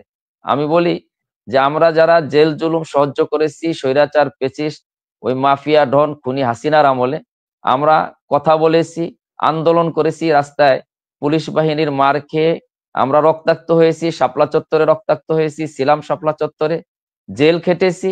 আমাদেরকে তো কখনো আমাদের থেকে মতামত নেওয়া হয় না দেশ কিভাবে সংস্কার করা হবে, বরং আমাদেরকে অবজ্ঞা করা হয়। তাহলে কি সংস্কার চলতেছে? নাকি এক মাফিয়া, এক স্বৈরাচার সরায়া আর অন্য কোনো স্বৈরাচারকে প্রতিষ্ঠা করার ব্যবস্থা করা হচ্ছে? এটা তো আমরা সন্দিহান। এজন্য আজকে আমরা মাজলুম আলেমদের পক্ষ থেকে, বিশেষ করে দ্বীপাঞ্চল ভোলার হেফাজতের আমি সিনিয়র যুগ্ম সাধারণ সম্পাদক, এবং আমি হেফাজত ভোলা সদর উপজেলা শাখার সভাপতি। আমি মাজলুমদের পক্ষ থেকে আপনার মাধ্যমে আমি এই কথাগুলো, যেহেতু আমাদের উপদেষ্টা মণ্ডলীর সকলের কাছে পৌঁছে, এজন্য আমি দাবি করব যে অন্তত যারা জুলুমের শিকার স্বৈরাচারের আমলে হয়েছে, তাদের মতামত নিয়ে দেশ সংস্কার সহ দেশের সামনের আগামী, আমাদের বাংলাদেশ যে দেশে জন্মগ্রহণ করেছি, যে দেশের সুখ শান্তি, এদেশের মানুষের মাঝে আমরা বৈষম্যহীন, বিশেষ করে বিদেশি আগ্রাসন, পার্শ্ববর্তী বন্ধু নামী কলঙ্ক, ভারতের আগ্রাসন রুখে আমরা মোদী বিরোধী আন্দোলনে আমি কিন্তু গ্রেপ্তার হয়েছি। এজন্য আমি বলবো, ভারতের কিঞ্চিত পরিমাণ কোনো আগ্রাসন আমাদের দেশে, আমি অন্তত বেঁচে থাকতে যদি কোনো ভারত বিরোধী আগ্রাসন বিরোধী আন্দোলনের ডাক আসে, আমি সর্বপ্রথম সামনে থাকবো, মাঠে থাকবো ইনশাআল্লাহ। যাই হোক, যেহেতু আপনার মাধ্যমে কথা বলেছি, আমি দোয়া চাই যেন আল্লাহ তাআলা আমাদের এই ভোলার 19 জন আলেম যারা জেল খেটেছে, তাদের বাকি যে মামলাগুলো আছে এগুলা থেকেও আমরা মুক্তি পাই। তবে আমি কেন্দ্রীয় পর্যায়ের যারা হেফাজতের নেতৃবৃন্দ আছেন, এবং বিশেষ করে যারা স্বৈরাচার আমলে নির্যাতন জুলুমের শিকার হয়েছেন, তাদেরকে অন্তত একত্রিত করেন, তাদের খোঁজ খবর নেন। এমনও আমাদের মামলার কারাবন্দী সাথী আছে, আমাদের একটা গ্রুপ আছে, যে তিনি দিন এনে দিন খায়। প্রাথমিকভাবে তারা যখন গ্রেপ্তার হয়, আমরা তাদের বাড়ি ঘরে নিয়ে রমজান মাসে ইফতার পুষিয়েছিলাম, কিন্তু আমাদেরকে 3 মাস পরে, আমি আত্মগোপনে ছিলাম, তারপরও কিন্তু আমাকে গ্রেপ্তার করা হয়। যখন আমি বাসায় আসি, খোঁজ পাই, আমাকে গ্রেপ্তার করে। আমার আসলে অগোছালো, দেরিতে আসছি আমি আমি এই ব্যাপারে একটু অভিজ্ঞতা কম, অনলাইনে ঢুকতে দেরি হয়েছে, এজন্য দুঃখিত। আপনি অনেক সুন্দর বক্তব্য দিয়েছেন। জিয়াদুল ইসলাম ভাই, আমরা আপনাকে দিয়ে শেষ করি। সেটা হচ্ছে, আপনি নিজেও আলেমদের মুক্তির ব্যাপারে অনেক কাজ করছেন। তো মূল বাধাটা কোথায় দেখেছেন আপনি? আসসালামু আলাইকুম রাহমাতুল্লাহি ওয়া বারাকাতুহু। ইলিয়াস ভাই, আপনাকে ধন্যবাদ, এবং আমাদের সাথে যারা যুক্ত হয়েছেন সকলকেই জানাই মোবারকবাদ। এখানে আমাদের আসলে মৌলিকভাবে, আমি যে অনেক সময় তো আসলে অনেক চলে গেছে, এখন সংক্ষিপ্তভাবে এবং গোছালো আলোচনাগুলো করার চেষ্টা করব। আমি কয়েকটা পয়েন্ট নিয়ে আসছি। আসলে বাংলাদেশের যে সমস্যাগুলো, মৌলিক সমস্যাগুলো আলেমদের ব্যাপারে এবং কারাগারের ব্যাপারে, মৌলিক সমস্যাগুলো আমরা দেখা যাচ্ছে আধিপত্যবাদের বিস্তারের পক্ষ থেকে কিন্তু আমাদের এই বাধাগুলো, এবং আলেমদের প্রতি যেই কারা নির্যাতন, ইসলামপন্থীদেরকে কোণঠাসা করা, হেফাজতকে কোণঠাসা করা, এবং নিরীহ আলেমদেরকে ধরে ধরে নিয়ে জঙ্গি মামলায় গ্রেপ্তার দেখানো, এটা কিন্তু স্বাভাবিক আমাদের স্বাভাবিক ক্রাইসিস, একটা রাষ্ট্রীয় ক্রাইসিস। এবং এই রাষ্ট্রীয় ক্রাইসিসের মূল পয়েন্ট আমরা দেখতেছি, যেটা আমরা মূল ক্রাইসিস যেটা মনে করছি সেটা হলো বাংলাদেশের যারা আধিপত্যবাদ বিস্তারের জন্য কাজ করে, প্রথমত হলো এনজিও, দ্বিতীয়ত হলো ভিনদেশি গোয়েন্দা সংস্থাগুলো। এনজিও এবং গোয়েন্দা সংস্থাগুলো বাংলাদেশে এসে প্রথমত ভর করে বাংলাদেশের তথাকথিত সুশীল সমাজ কিংবা বুদ্ধিজীবী তাদের উপরে। এই তথাকথিত সুশীল সমাজ বুদ্ধিজীবী তারা কি করে বাংলাদেশের আমলাদের উপরে, বাংলাদেশের রাজনীতিবিদদের উপরে, এমনি স্বাভাবিক ব্যবসায়ীদের উপরে, তাদের উপরে গিয়ে তারা ভর করে। যখন স্বাভাবিক আমাদের বাংলাদেশের যারা আমলাতে যোগ দেয়, যাদেরকে আমরা গোয়েন্দা বাহিনী বলি, কিছুদিন আগে যে মহিবুল্লাহ সাহুদের ব্যাপারে যে বিষয়টা হলো ডিজিএফ এর যে সমস্যাটা, এই ডিজিএফ এর সমস্যাটা, এই ডিজিএফ গুলো কারা? এই এনএসএ যারা সমস্যা করতেছে এরা কারা? নাকি রাষ্ট্রীয় মদদে আমাদেরকে করতেছে, নাকি ভিনদেশি এজেন্ডা বাস্তবায়ন করার জন্য এদেরকে হয়রানি করতেছে? এটা একটু বুঝতে হবে। এই ডিজিএফ এর যারা যখন চাকরিতে ঢুকে, চাকরি ঢুকার সাথে তখন তারা চিন্তা করতে বাংলাদেশে আমরা একটা প্রমোশন প্রয়োজন, উচ্চপদস্থ একটা জায়গায় যাওয়া প্রয়োজন। এই প্রয়োজন বোধই তারা যখন সৎ এবং ন্যায়ের পথকে বাছাই করে যখন তারা সামনে যেতে পারবে না, তখন তাদেরকে বাছাই করে নিতে হয় চাটুকারের পথ, তখন তাদেরকে বাছাই করে নিতে হয় আমলাদের এই তথাকথিত বুদ্ধিজীবীদের পিছনে দৌড়ানো, রাজনীতিবিদদের পিছনে দৌড়ানো। এই বুদ্ধিজীবী এবং রাজনীতিবিদরা এই সমস্ত গোয়েন্দা সংস্থার বাহিনীদেরকে টাকা পয়সাকে এরকম পেট বড় করে, এরকম ভাবে তাদেরকে ভারী করে, তখন ওই সমস্ত আধিপত্যবাদ বিস্তারে যে সমস্ত এনজিও সংস্থা এবং গোয়েন্দা সংস্থা যারা বহির্বিশ্বের এখানে বাস করে, তাদের কথা ছাড়া ওই সমস্ত ডিজিএফআইরা কোনো ভাইকে ক্লিয়ারেন্স দিচ্ছে না এবং কোনো আলেমদেরকে ক্লিয়ারেন্স দিচ্ছে না। আমরা দেখেছি 5 আগস্টের গণঅভ্যুত্থানের পরে বাংলাদেশের বিভিন্ন রাজনৈতিক দলগুলো, বিএনপি বলি, জামাত বলি, প্রত্যেকটা রাজনৈতিক দল তাদের রাজনৈতিক অবস্থান পরিচালনার জন্য তাদের সমস্ত কর্মীদেরকে তারা বাহির করে নিয়ে গেছে। কোনো প্রকার ক্লিয়ারেন্স প্রয়োজন হয় নাই, মামলা নিয়ে কোনো হয়রানি হয় নাই, টাকা পয়সারও প্রয়োজন হয় নাই। কিন্তু যখন আলেম ওলামাদের অবস্থানে যখন আসলো, তখন দেখা যাচ্ছে যে ক্লিয়ারেন্স এই সেই এগুলো বলে বলে বলে বলে মানুষদেরকে, মানে প্রত্যেকটা কারা পরিবারকে এভাবে হয়রান করা হচ্ছে। এই হয়রানগুলো করার মূল ক্রাইসিস হলো আমাদের বাংলাদেশে আধিপত্যবাদ বিস্তারে যে সমস্ত গোয়েন্দা সংস্থা কাজ করে এই বহির্বিশ্বের, তারা যে সমস্ত গোয়েন্দা সংস্থার উপরে ভর করছে, বাংলাদেশের ডিজিএফআই হোক, এনএসআই হোক, সিটিডিসি হোক, এটিইউ হোক এবং অন্যান্য বাহিনী যেগুলো আছে র্যাব সহকারে, প্রত্যেকটা বাহিনী কিন্তু এগুলোর ব্যাপারে সমস্যাগুলো করে। আমরা দেখছি 2009 সালে পিলখানা হত্যাকাণ্ডের কারণে, পিলখানা হত্যাকাণ্ডের মাধ্যমে বাংলাদেশে আধিপত্যবাদ বিস্তারের পরিপূর্ণ রাস্তা খুলে তারা ডিজিএফআই কে হাত করছে এবং সেনাবাহিনীদেরকে হাত করছে, প্রত্যেকটা বাহিনীকে তারা হাত করে সামনে আগাইছে। যখন বাংলাদেশের প্রত্যেকটা প্রশাসন বাহিনী তাদের হাতে কবজায় চলে গেল, তখন বাংলাদেশের সবচেয়ে বড় শক্তি ইসলামপন্থী, ইসলামপন্থীদেরকে কণ্ঠাসা করার জন্য তারা যখন নাস্তিকদেরকে আমাদের সামনে লেলিয়ে দিল, নাস্তিকরা আমাদের সামনে এসে বিভিন্ন প্রকারের কথাবার্তা এবং এরকম কিছু কটূক্তি করতেছে যেটা বাংলাদেশের সংবিধানের বিরোধী, ধর্মের উপর আঘাত করার বিরোধী। ওই সমস্ত নাস্তিকরা যখন শাহবাগের ভিতরে 2-4-5 হাজার মানুষ ঐক্যবদ্ধ হয়ে বাংলাদেশের স্বাধীনতার নামে, তথাকথিত স্বাধীনতার নামে তারা আলেম ওলামাদেরকে এবং আল্লাহ রাসূল সাল্লাল্লাহু আলাইহি সাল্লামকে বিভিন্ন সাহাবায়ে-কেরামদেরকে নিয়ে কটূক্তি করা শুরু করলো, হেফাজত যখন 5 মে গেল ওইখানে, হেফাজতকে তারা নির্মমভাবে দুলিশ্বাত করে দিল। 5 মের রাত্রের ভিতরে, এক রাত্রের ভিতরে 3 থেকে 4 ঘন্টার ভিতরে পুরো শাপলা চত্বরকে তারা একেবারে পরিষ্কার করে দিল। এই পরিষ্কারের দ্বারা আরো তাদের রাস্তা আরো পরিষ্কার হলো, বাংলাদেশি ইসলামপন্থীদেরকে তাদেরকে কণ্ঠাসা করার আরো রাস্তা তাদের সুযোগ হয়ে গেল। দেখেন এই 5 মের পরে শাপলা চত্বরের পরে আমরা দেখেছি যে সমস্ত নাস্তিকরা বাংলাদেশের সংবিধান বিরোধী এবং ইসলাম বিরোধী, যারা ইসলামের উপরে কটূক্তি করে যারা টিকে ছিল, যেমন এই মানে সরকার আরো যারা ছিলেন, প্রত্যেকেই যে সমস্ত নাস্তিকদেরকে কতল করার কারণে আজকে আমাদের প্রায় 5-7 জন ভাই, যে সমস্ত নাস্তিকদেরকে কতল করার কারণে আজকে আমাদের 5-7 জন ভাই এখনো কারাগারে আছে, ওই ভাইদেরকে মুক্ত করে দেওয়া বাংলাদেশের পক্ষ থেকে রাষ্ট্রীয়ভাবে তাদেরকে মুক্ত করা প্রয়োজন এবং তাদেরকে রাষ্ট্রীয়ভাবে তাদেরকে সম্বর্ধনা দিয়ে কারাগার থেকে বাহির করা প্রয়োজন। কেন? বাংলাদেশের স্থিতিশীল পরিস্থিতিকে অস্থিতিশীল করার জন্য এই সমস্ত নাস্তিকরা সাধারণ 95% মুসলমানদের অনুভূতির উপর আঘাত করছে। এই অনুভূতির উপর আঘাত করার কারণে প্রয়োজন ছিল প্রত্যেকটা নাস্তিকেই বাংলাদেশের সংবিধান অনুযায়ী প্রত্যেকটা নাস্তিককে ফাঁসির কাস্টে ঝোলানো। যখন বাংলাদেশের এই সমস্ত গোয়েন্দা সংস্থা বাহিনী, এই সমস্ত এনএসআই, ডিজিএফআই এবং বিশেষ করে ডিজিএফআই কে বলবো, এরা যখন বাংলাদেশের অস্থিতিশীল পরিস্থিতিকে স্থিতিশীল করতে পারে নাই। এবং বাংলাদেশের কিছু মানুষ যারা ধর্ম আবেগ প্রবণত হয়ে আবেগের মাধ্যমে যারা ইসলাম রাসূলকে ভালোবেসে ওই সমস্ত নাস্তিকদেরকে যারা যখন তাদের পাওনা বুঝিয়ে দিল, তখন আসলো রাষ্ট্র তাদেরকে দমন করার জন্য। কেন? যারা অপরাধ আগে করছে তাদেরকে দমন করবেই, নাকি না যারা অপরাধ দমন করতে গিয়ে রাষ্ট্রের বিভিন্ন আইন হাতে নিচ্ছে তাদেরকে দমন করবে? এটা তো রাষ্ট্রের উপর, আমি মনে করছি যে ওই সমস্ত ভাইদের উপর জুলুম হচ্ছে এবং ইসলাম পন্থীদের উপর জুলুম হচ্ছে এবং যারা সারা বাংলাদেশের 95% মুসলমানদের উপর জুলুম হচ্ছে এটা।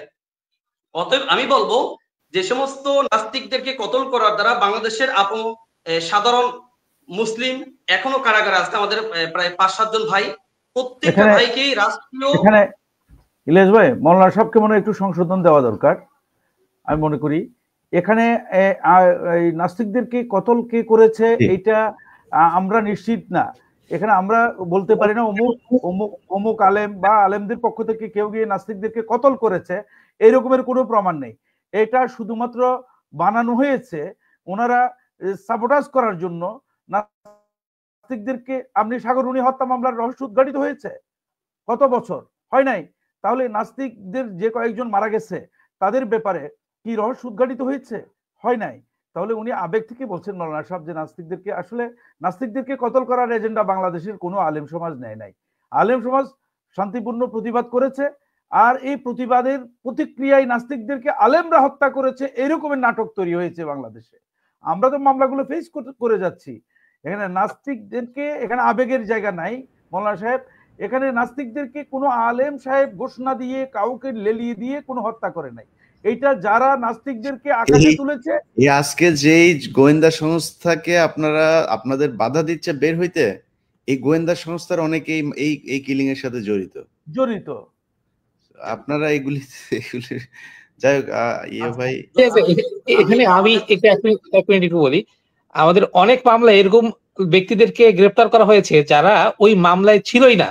যেমন আমাদের যে শফিউর রহমান ফারাবী, যিনি প্রায় 11 বছরের উপরে হয়ে গেল জেলখানায়, তাকে যে মামলায় গ্রেফতার দেখানো হয়েছে ওই মামলা ছিল আপনার এই যে বইমেলার এখানে, আর সে তখন ছিল সিলেটে।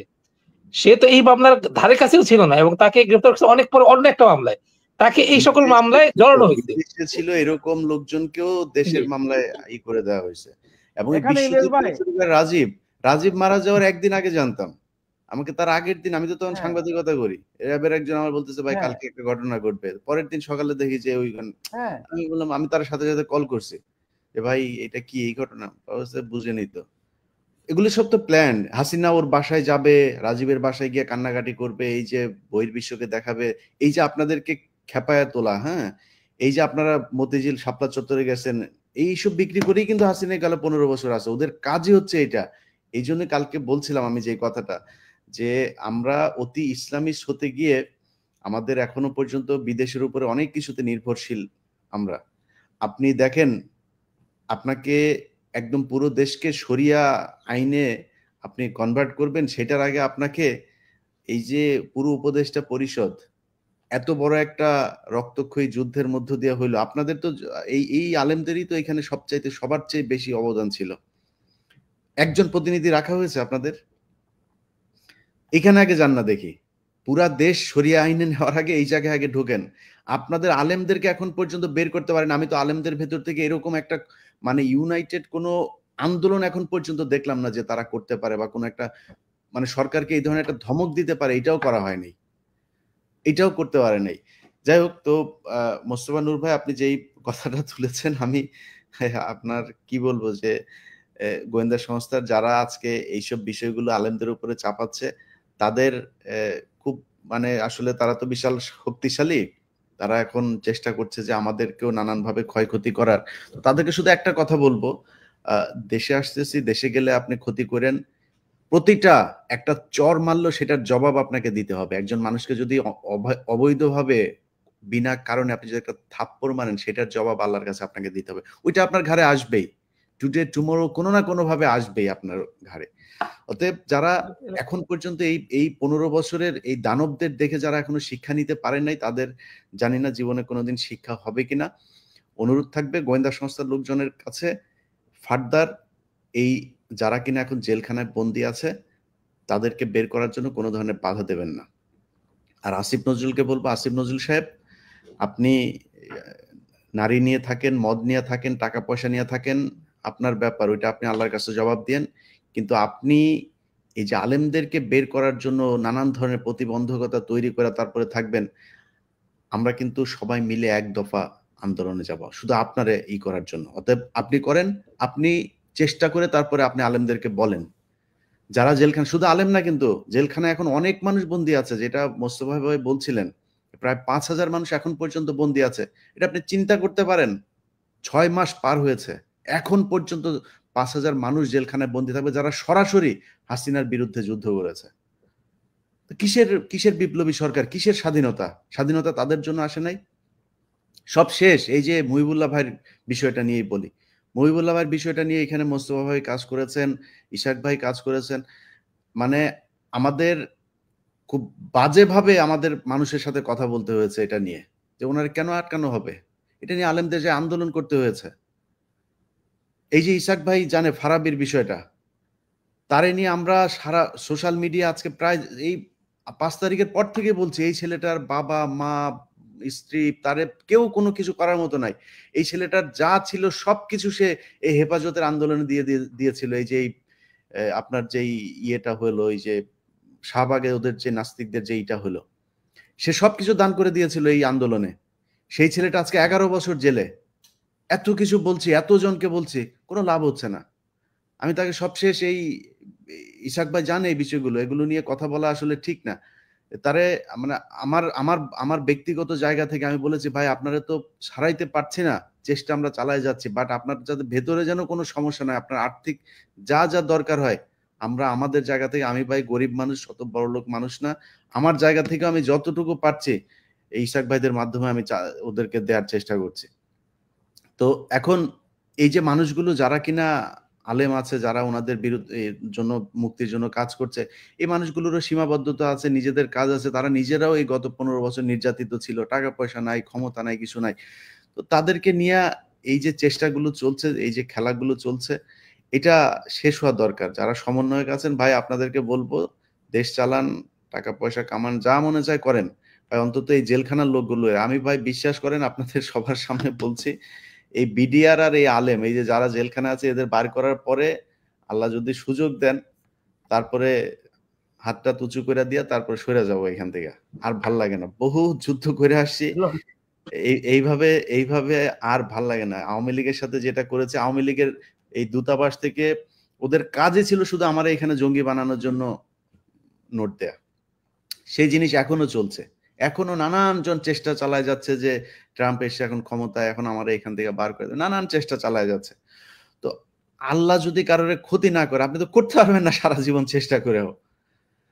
বাট এই ঝুঁকিগুলো, এই মাথায় সমস্যাগুলো বারবার, এই যে পুলিশ নিয়ে জিজ্ঞাসা করা, ভাই এইটা হয়েছে ওইটা হয়েছে, এগুলোর জবাব দেয়, আমার তো কোনো কিছু পায় না। আমি তো আসলে আমি তো মানে প্রকাশ্যেই আমি নামাজ পড়ি, সেটা প্রকাশ্যে, আমি যা করি সেটা প্রকাশ্যেই করি।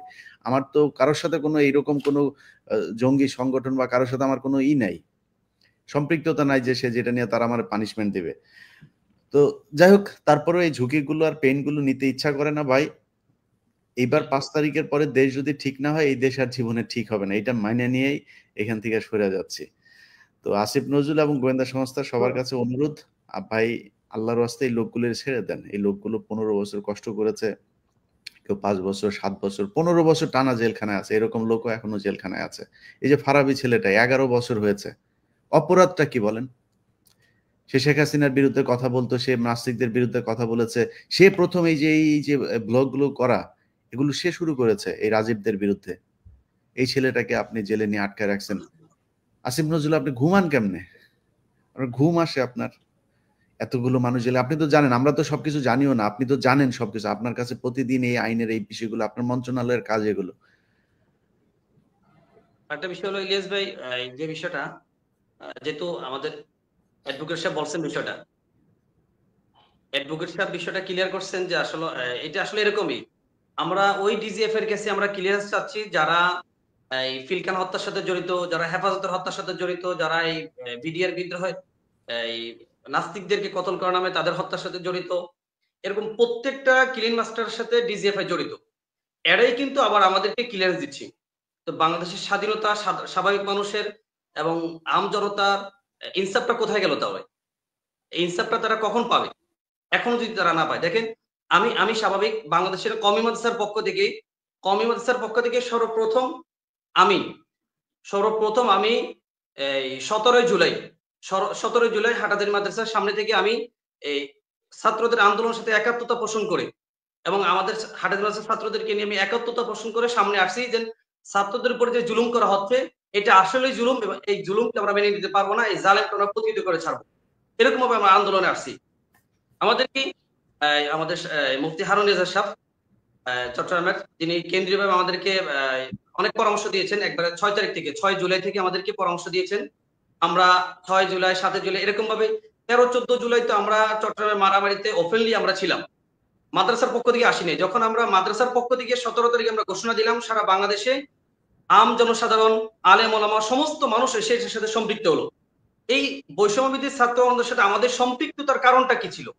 আমাদের মৌলিক সম্পৃক্ততার কারণ ছিল ইসলামপন্থীদের উপরে যে কণ্ঠাসা করা হচ্ছে সেই কণ্ঠাসাকে রোধ করা এবং এই ইসলামপন্থীদেরকে আবার উন্মুক্ত করে দেওয়া এবং যে সমস্ত ভাইদেরকে শত শত আমাদের ভাই হাটাজারি মাদ্রাসায় পড়ে, পটিয়া মাদ্রাসায় পড়ে, আপনি দেখেছেন গত বছর একটা ছেলে পটিয়া মাদ্রাসায় পড়ে 3জন ছেলেকে করছে, গুম করে ফেলছে।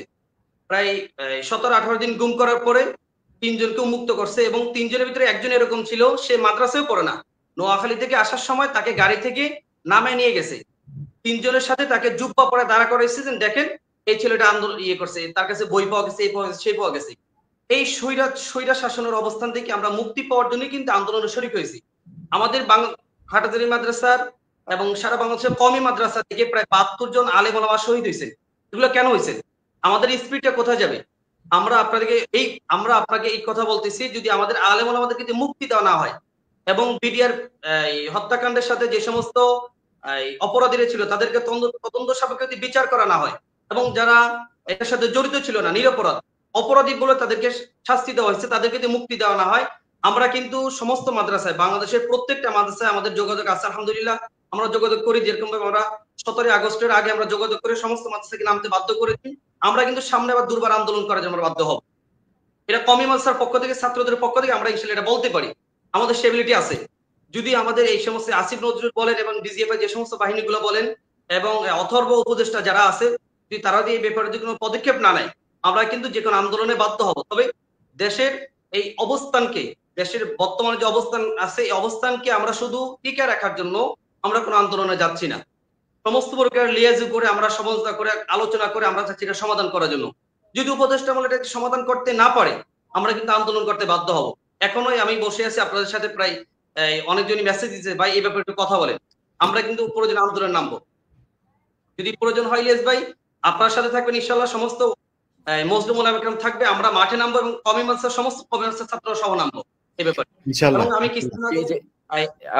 আমি একটু কথা বলতে চাই মাসুদ ভাই, আমি একটু কথা বলতে চাই। আসলে যে আল ওলামায়ে কেরাম এখনো জেলে আছে, এই ব্যাপারে আমরা মুক্তির ব্যাপারে এখন আজকে আলোচনা করতেছি, প্রতিবন্ধকতা কোথায়। কিন্তু আমরা যে আমাদেরকে মামলা দিল, জিআর মামলা, এক একজন আইউ আছে, পুলিশ কর্মকর্তা, তাদেরকে কি করা হয়েছে, ভোলা সদর থানায় যে মামলাগুলোর আইউ যারা, তারা এখান থেকে অন্য এক জেলায় গিয়ে তারা নিজেদের চাকরি সহ সবকিছু ফ্যাসিলিটি ভোগ করতেছে।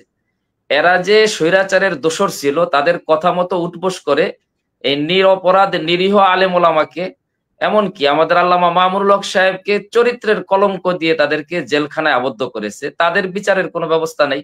এজন্য আমি আজকে এই লাইভের মাধ্যমে, যেহেতু আপনি সুযোগ দিয়েছেন, আমি মনে করি আমাদের ওলামায়ে কেরাম জেলে থাকার পিছনে প্রতিবন্ধকতা, উপদেষ্টা মন্ডলী এবং সমন্বয়ক যারা আছে, এবং তারা এই মাজলুম ওলামায়ে কেরামের অভিভাবক আল্লামা মামুনুল হক সাহেব, হারুন ইজহার সাহেব সহ তাদের সাথে সমন্বয় করে ওলামায়ে কেরামকে মুক্তির ব্যাপারে কোনো ব্যবস্থা করেন। আমার কথায় বেয়াদবি নিয়েন না। ধরেন আপনাদের সিটিটিসি নামে একটা শাখা আছে পুলিশের, এরা সবচেয়ে বেশি আলেমদেরকে করেছে। সেই সিটিটিসি আসাদুজ্জামান এবং তার একজন স্টেইনও ছিল এসআই নজরুল ইসলাম, এদের সবার নামে হত্যা মামলা আছে। এবং শুনছি যে এই আসাদুজ্জামান তো এখনো পলাতক, আর নজরুল ইসলাম যে খুবই আলেম বিদ্বেষী, সে হচ্ছে কি আপনার করেছে, সে নাকি আবার চাকরিতে ঢুকেছে। আপনি যেটা বললেন যে আপনাদের এই মামলার আয়ুগুলো তাদেরকে জোর করে এটা করেছে এটা বললে হবে না। হাসিনা জোর করে তারপরে আলেমদেরকে এগুলো করাইছে, এটা কাজ না। তো তাদের চাকরি থেকে সরাইতে হবে। কিন্তু আজকে 6 মাসের ভেতরে মানে আমার আজকের এই ইউটিউব চ্যানেলের ভিডিওটা যদি বাদ দেই, আপনাদের আলেম সমাজ থেকে এমন কোনো একটা মানে বড় কোনো প্ল্যাটফর্ম থেকে কোনো আওয়াজ আপনারা তুলেছেন?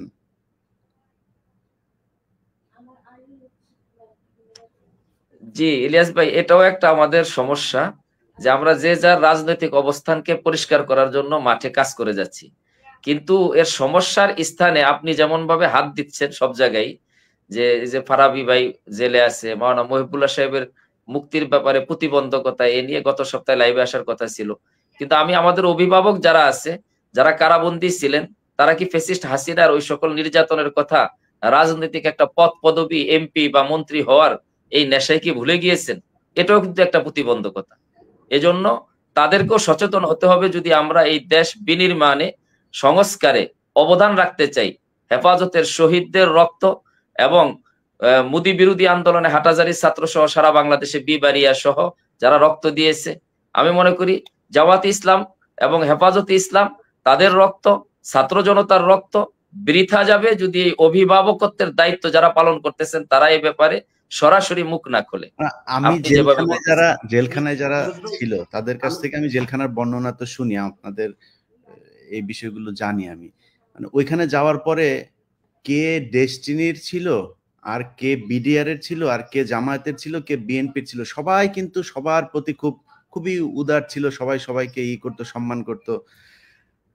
এই যে আপনাদের ভেতরে একটা হৃদ্রতা তৈরি হইতো জেলখানায় গেলে, মানে জেলখানা থেকে বের হলেই মানুষগুলোরে আপনারা ভুলে যান। মানে এই যে ভেতরে 5,000 মানুষ এখনো আছে, আপনারা যারা 10 বছর 15 বছর জেল খেটেছেন, মানে তাদের বের হওয়ার পরে খারাপ লাগে না? আমি মামুনুল হকের কথাই বলি, মানে মামুনুল হক সাহেবের মতো একজন মানুষ, আমি বিশ্বাস করেন আমি ওনাকে সম্মান করি, কিন্তু দেখি নাই মানে এরকম কোন, উনি যদি একটা ডাক দিত আমার তো মনে হয় একটা কিছু হইতো।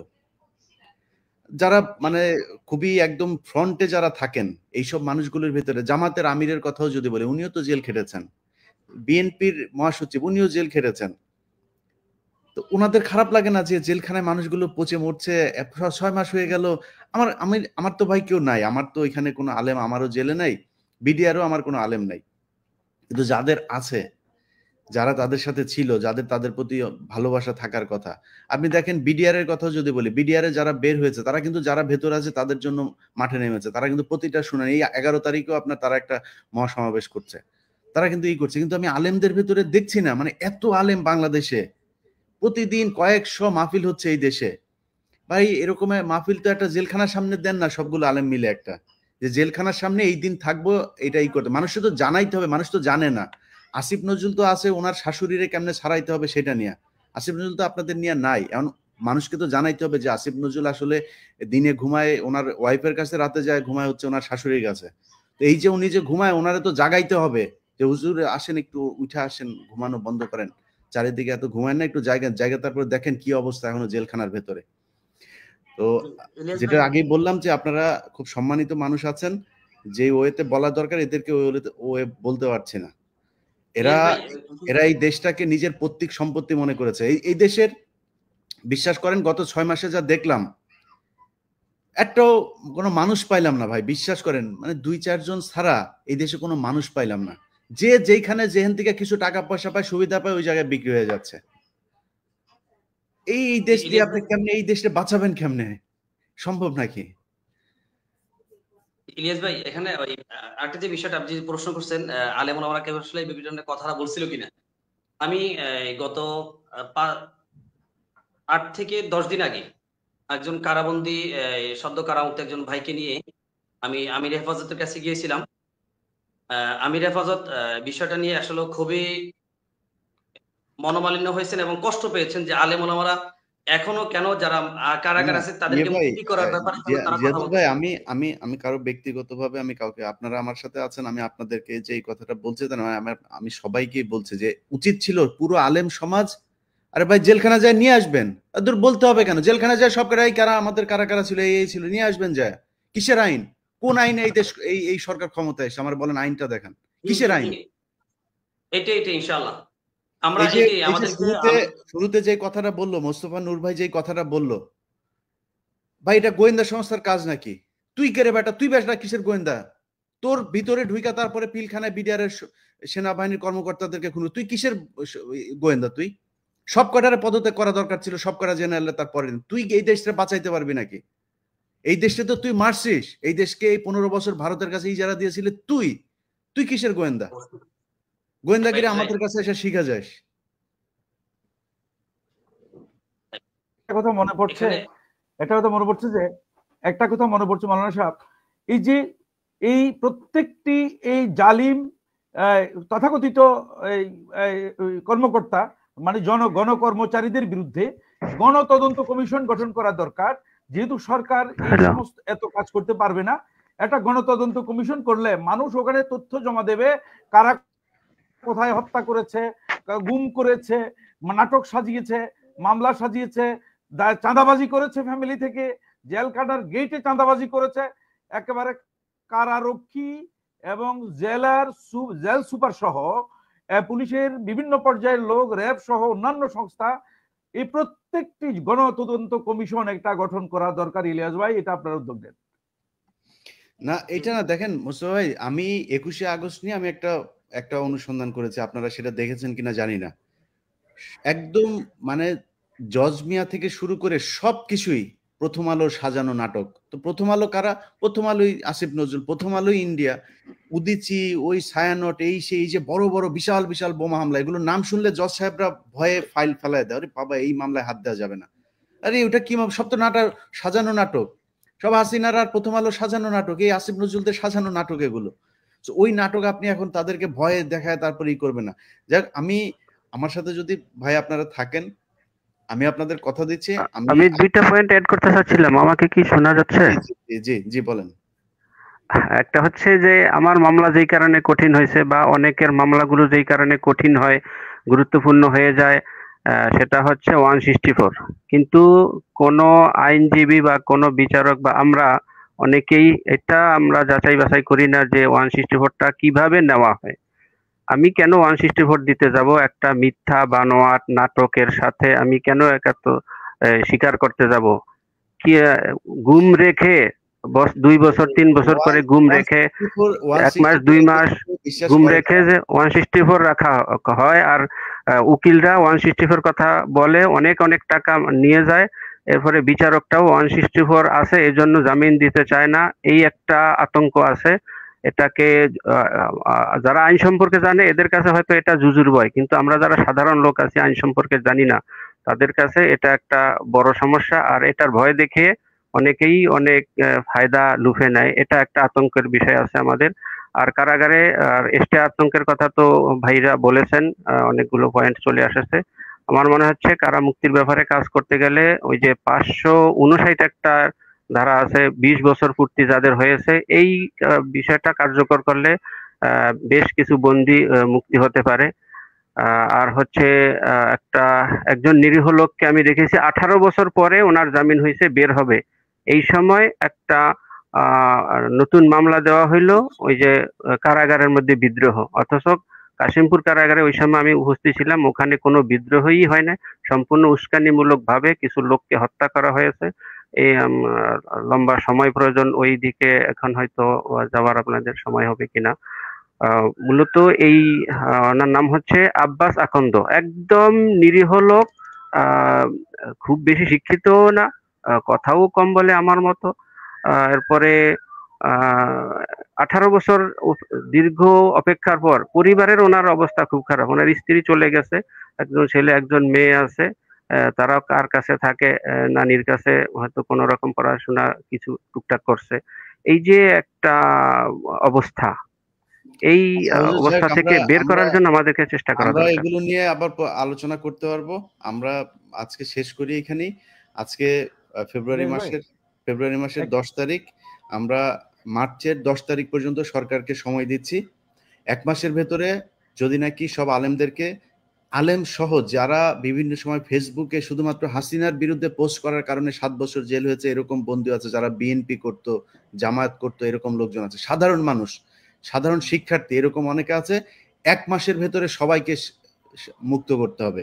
যদি করা না হয় তাইলে আমাদের যতটুকু যার জায়গা থেকে যতটুকু করার, যেভাবে বিশৃঙ্খল করা দরকার ওইভাবে বিশৃঙ্খলা করব। আপনারা যদি নাকি পারেন সরকার টিকান, যদি পারেন হাসিনারে নিয়ে চলে আসুক, নাই কি হোক, এটা নিয়ে আমাদের দেখা দেখি দরকার নাই। যেই দেশে হাসিনার বিরুদ্ধে কথা বলা মানুষ মুক্ত থাকতে পারবে না, সেই দেশ আমাদের মুক্ত থাকার দরকার নাই। সো আমি আপনাদের আলেমদের মানে অনুমতি চাই এবং আপনাদের সমর্থন চাই, আপনাদের সহায়তা চাই। আমার বিশ্বাস আমার চাইতে আপনাদের হৃদয়ে বেশি রক্তক্ষরণ হয়। আপনারা নিজের চোখের সামনে থেকে দেখে এসেছেন জেলখানার সেই কষ্টের সময়গুলো। আপনাদের সেই বন্দী ভাইদের মুক্ত করার এই যুদ্ধে আপনারা অবশ্যই আমার সাথে থাকবেন। আমি আপনাদের সাথে আছি। আপনারা আমার সাথে না, আমি আপনাদের সাথে সবসময় আছি। যে কোনো পরিস্থিতিতে যে কোনো ঝুঁকি নেওয়ার জন্য আমি প্রস্তুত।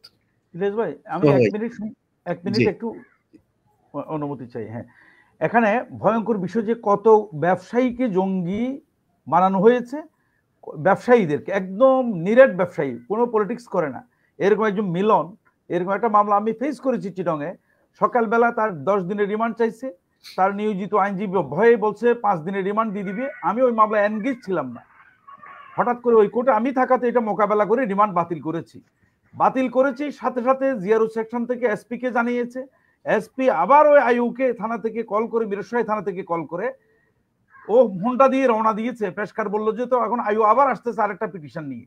একই দিন এই রকমের ঘটনা ঘটেছে। ম্যাজিস্ট্রেটে রিমান্ড বাতিল করে বিপদে পড়েছে ম্যাজিস্ট্রেট। এরপরে বিচারকদেরকে কি পরিমাণ থ্রেডে রাখা হয়েছে। আমাদের সম্মানিত বিচারকরা সবাই যে কারাপ্টেড এমন না, কিন্তু থ্রেড থেকে এমন অবস্থা করছে এটা আমি একটা কথা বলবো, আমাদের যে আন্দোলনের প্যাটার্ন ছিল, আমাদের যে জামাত বিএনপি সহ অন্যান্যদের অনেক ত্যাগ আছে, কিন্তু আন্দোলনের প্যাটার্ন এমন ছিল, আমাদের এলাকায় আমরা বলি যে তেয়ান্নে বৃষ্টিতে ঘাস হয় আর প্রচন্ড বৃষ্টিতে চাষ হয়। তো আমাদের তেয়ান্না বৃষ্টি শব্দটা বুঝতেছেন, থেমে থেমে বৃষ্টি, কদিন পর পর বৃষ্টি, কদিন পর পর আন্দোলন, আমাদেরকে রসাতলে নামিয়েছে, ধ্বংসের শেষ সীমায় নামিয়েছে। তো সেখানে আমি বলবো মিলন ব্যবসায়ী সহ তাকে হলি আর্টিজানে ঢুকেছে, মিরসরাইয়ের একজন নিরীহ ব্যবসায়ীকে। তারপর আমার সহোদর পরীক্ষা দিচ্ছে, এই সেমিস্টার পরীক্ষা দিচ্ছে চট্টগ্রাম ইসলামী বিশ্ববিদ্যালয়ে। পরীক্ষার সময়ে ঢাকাতে একটা এই জঙ্গি যে বানোয়াট নাটক ঘটেছে, সেখানে এখান থেকে নিয়ে গেছে ঢাকায় নিয়ে গেছে, এখান থেকে পরীক্ষার হলে। এই অবস্থা থেকে মাওলানা নুরুল কবির সাইদি সাহেবের মুক্তি চেয়ে, শুধুমাত্র আবেগে মনের টানে এত বড় একজন মাওলানার জন্য একটা মুক্তি চেয়ে ফেসবুকে 1 লাইন লিখেছে। সেখানে একজন গ্রামের একজন বদমাইশ ডাকাতকে দিয়ে বাদী করায় মামলা করে তাকে জেলে ঢুকিয়েছে এবং সে মারা যেত জেলে। ভাগ্য ভালো, আল্লাহ তাকে সাহায্য করেছেন। তারপর আমি যে কথাটা বলতে চাইবো, এই যে এখানে শেষ না, আমাদের যে ওরা যে গণতদন্ত কমিশন করে ঘাদানি কমিটি, আজকে ঘাদানি কমিটির প্রত্যেক থানা পর্যায়ে পর্যন্ত কমিটি ছিল, এরা কোথায়? এই জন্য আলেম সমাজের উচিত, জামায়াত ইসলামের উচিত, জামায়াত ইসলামের আমির মাওলানা শফিকুর রহমানের এই যে ছেলে ডাক্তার রাফাত, আপনারা জেনেছেন তাকে জঙ্গি বানিয়েছে, বিরাট জঙ্গি বানিয়েছে, তাকে আমরা জামিন করতে পেরেছি এই স্বৈরাচার পতনের পর। কিন্তু যে ক্ষতি হয়েছে সেই ক্ষতিপূরণের জন্য রাষ্ট্রের কাছে একটা হিসাব করে একটা এই দাবি করা উচিত। আমি বলবো এটা একজন ব্যক্তি, একজন ক্ষতিগ্রস্ত ব্যক্তি পারবে না, এটা সাংগঠনিকভাবে হেফাজত করুক, জামাত ইসলামী করুক, বিএনপি করুক এবং অন্যান্য ইসলামী দল ও সংগঠনগুলো করুক, ক্ষতিপূরণ দিতে হবে। এখানে আরেকটা বিষয় বলি, এমন মামলা আমরা দেখেছি, একদল তরুণকে বিভিন্ন জায়গা থেকে ধরে এনে একটা দল করা হয়েছে, মানে একটা গ্রুপ করা হয়েছে। তারপর কিছুদিন তাদেরকে আটকে রেখে প্রত্যেকের দাড়ি লম্বা করা হয়েছে।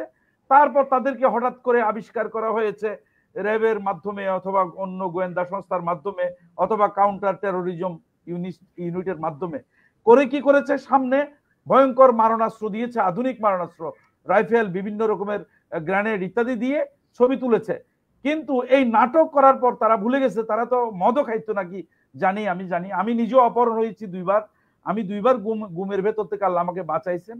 তো আমাকে ওসি প্রদীপের হাতেও তুলে দেওয়া হয়েছিল, এই যখন সে 5 লাইশ থানার ওসি ছিল।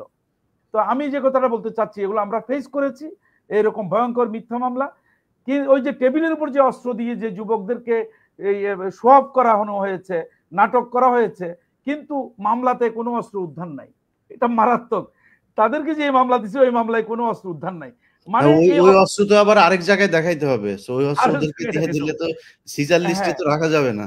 হ্যাঁ, তাহলে এখানে কেন্দ্র থেকে আমি সরকার, হাসিনা থেকে বা হাসিনার উপরে যারা আছে, এই মোদি সহ, এরা বাংলাদেশের নাটক এমন ভাবে করেছে, নাটকের জন্য অ্যাক্টিং করার মতো অফিসার সর্বত্র, প্রত্যেক থানা পর্যায়ে পর্যন্ত 1 ডজন করে অফিসার এই নাটকের অংশীদার, মিনিমাম 1 ডজন করে পুলিশের এসআই কনস্টেবল পর্যন্ত, ওসি পর্যন্ত এরা জড়িত। সবাই না হলেও এই রকমের একটা সেটআপ তাদের ছিল। এবং আমাকে গত নির্বাচনের আগে 3 নভেম্বর আমার কোনো মামলা ওয়ারেন্ট না থাকা সত্ত্বেও আমাকে ডিবি দিয়ে গ্রেপ্তার করে আমাকে 6টা মামলায় চালান করেছে গত এই 23 সালের 3 নভেম্বর। তাহলে এগুলো শিকার। আমরা বলতে চাচ্ছি এখন আমি ফাইনালি, যেটা আমাদের উপর যে ক্ষতিগুলো হয়েছে, একদিকে এদের বিচার, সাথে সাথে আইনগুলো সংস্কার, আইন সংস্কার, এবং আইন যাতে কেউ ফ্যাসিস্ট হয়ে উঠতে না পারে, যে আন্দোলনের যে চেতনার কথা সেখানে মনোযোগ দেওয়া দরকার। আইন সংস্কার জরুরি, আইন ওই পর্যায়ে সংস্কার জরুরি যে ভুক্তভোগীদের কাছ থেকে বক্তব্য নিয়ে কোথায় কোথায় হেনস্থা হয়েছে, হ্যারাসমেন্ট হয়েছে, হয়রানি হয়েছে, মিথ্যা মামলার শিকার হয়েছে, জুলুমের শিকার হয়েছে, কি কি কারণে, এগুলোকে ভাই এইটা তো আপনি নিজে আমার চেয়ে ভালো বুঝেন এই জিনিসগুলো কিভাবে সাজানো যায়। হাসিনার সময়ের কোনো জঙ্গি মামলা টামলা কোনোটা রাখা যাবে না। হাসিনার সময় কোনো জঙ্গি হামলা, কোনো জঙ্গি প্রস্তুতি কোনো কিছুই বাংলাদেশে হয় নাই। যদি হইতো এখন আজকে 6 মাস ধরে কোনো জঙ্গি নাই কেন? এখন তো আর জঙ্গিরা অস্ত্র সহ উদ্ধার হয় না। হ্যাঁ, এখন তো মানে মাদ্রাসায় বোমা বানানো হয় না, কই এখন তো কিছু নাই। সো হাসিনার সময় বিডিআর মামলা থেকে শুরু করে যে মামলা, কোনো মামলায় চলবে না। যদি কোনো ব্যাপারে যদি তাদের তদন্ত করতে হয়, নতুন করে মামলা করুক, নতুন করে তদন্ত করুক। এখনকার প্রশাসন যদি মনে করে যে এখানে আমাদের আধা মিনিট বিগত আওয়ামী লীগ সরকারের সময় যে সন্ত্রাস বিরোধী আইনটা তৈরি করা হয়েছিল, এই সন্ত্রাস বিরোধী আইন পুরোটাই ছিল একটা আওয়ামী লীগ সরকারকে বহির্বিশ্বের কাছে জঙ্গি দমনকারী হিসাবে তারা নিজেদেরকে মানে তুলে ধরার জন্য এবং এর মাধ্যমে তাদের বৈধতা তৈরি করার জন্য। এটা পরিষ্কার। এটা যেহেতু আজকে পরিষ্কার হয়ে গেছে, সুতরাং এই সন্ত্রাস বিরোধী আইনটা কেন এখনো বাতিল করা হচ্ছে না? এই সন্ত্রাস বিরোধী আইনটা যদি বাতিল করা হয়ে যায়, তাহলে এই যে 5,000 যারা ভিতরে আছে এবং যারা ইতিপূর্বে জামিন হয়েছে, মামলা হাজিরা দিতে দিতে প্রতি মাসে তাদের অসংখ্য টাকা এবং হয়রানি হচ্ছে, এই লক্ষ লক্ষ মানুষ এবং পরিবার এই একটা মাত্র এই কালো আইন, সন্ত্রাস বিরোধী কালো আইন, এই আইনটাকে অনতি বিলম্বে যেন বাতিল করা হয় এবং এই আইনে যারা গ্রেপ্তার হয়েছিল তাদেরকে যেন মুক্তি দেওয়া হয়, এই দাবিটা আমাদের তুলতে হবে। তাহলে অনেক নিরপরাধ ব্যক্তিরা এই জুলুমের থেকে বাঁচতে পারবে।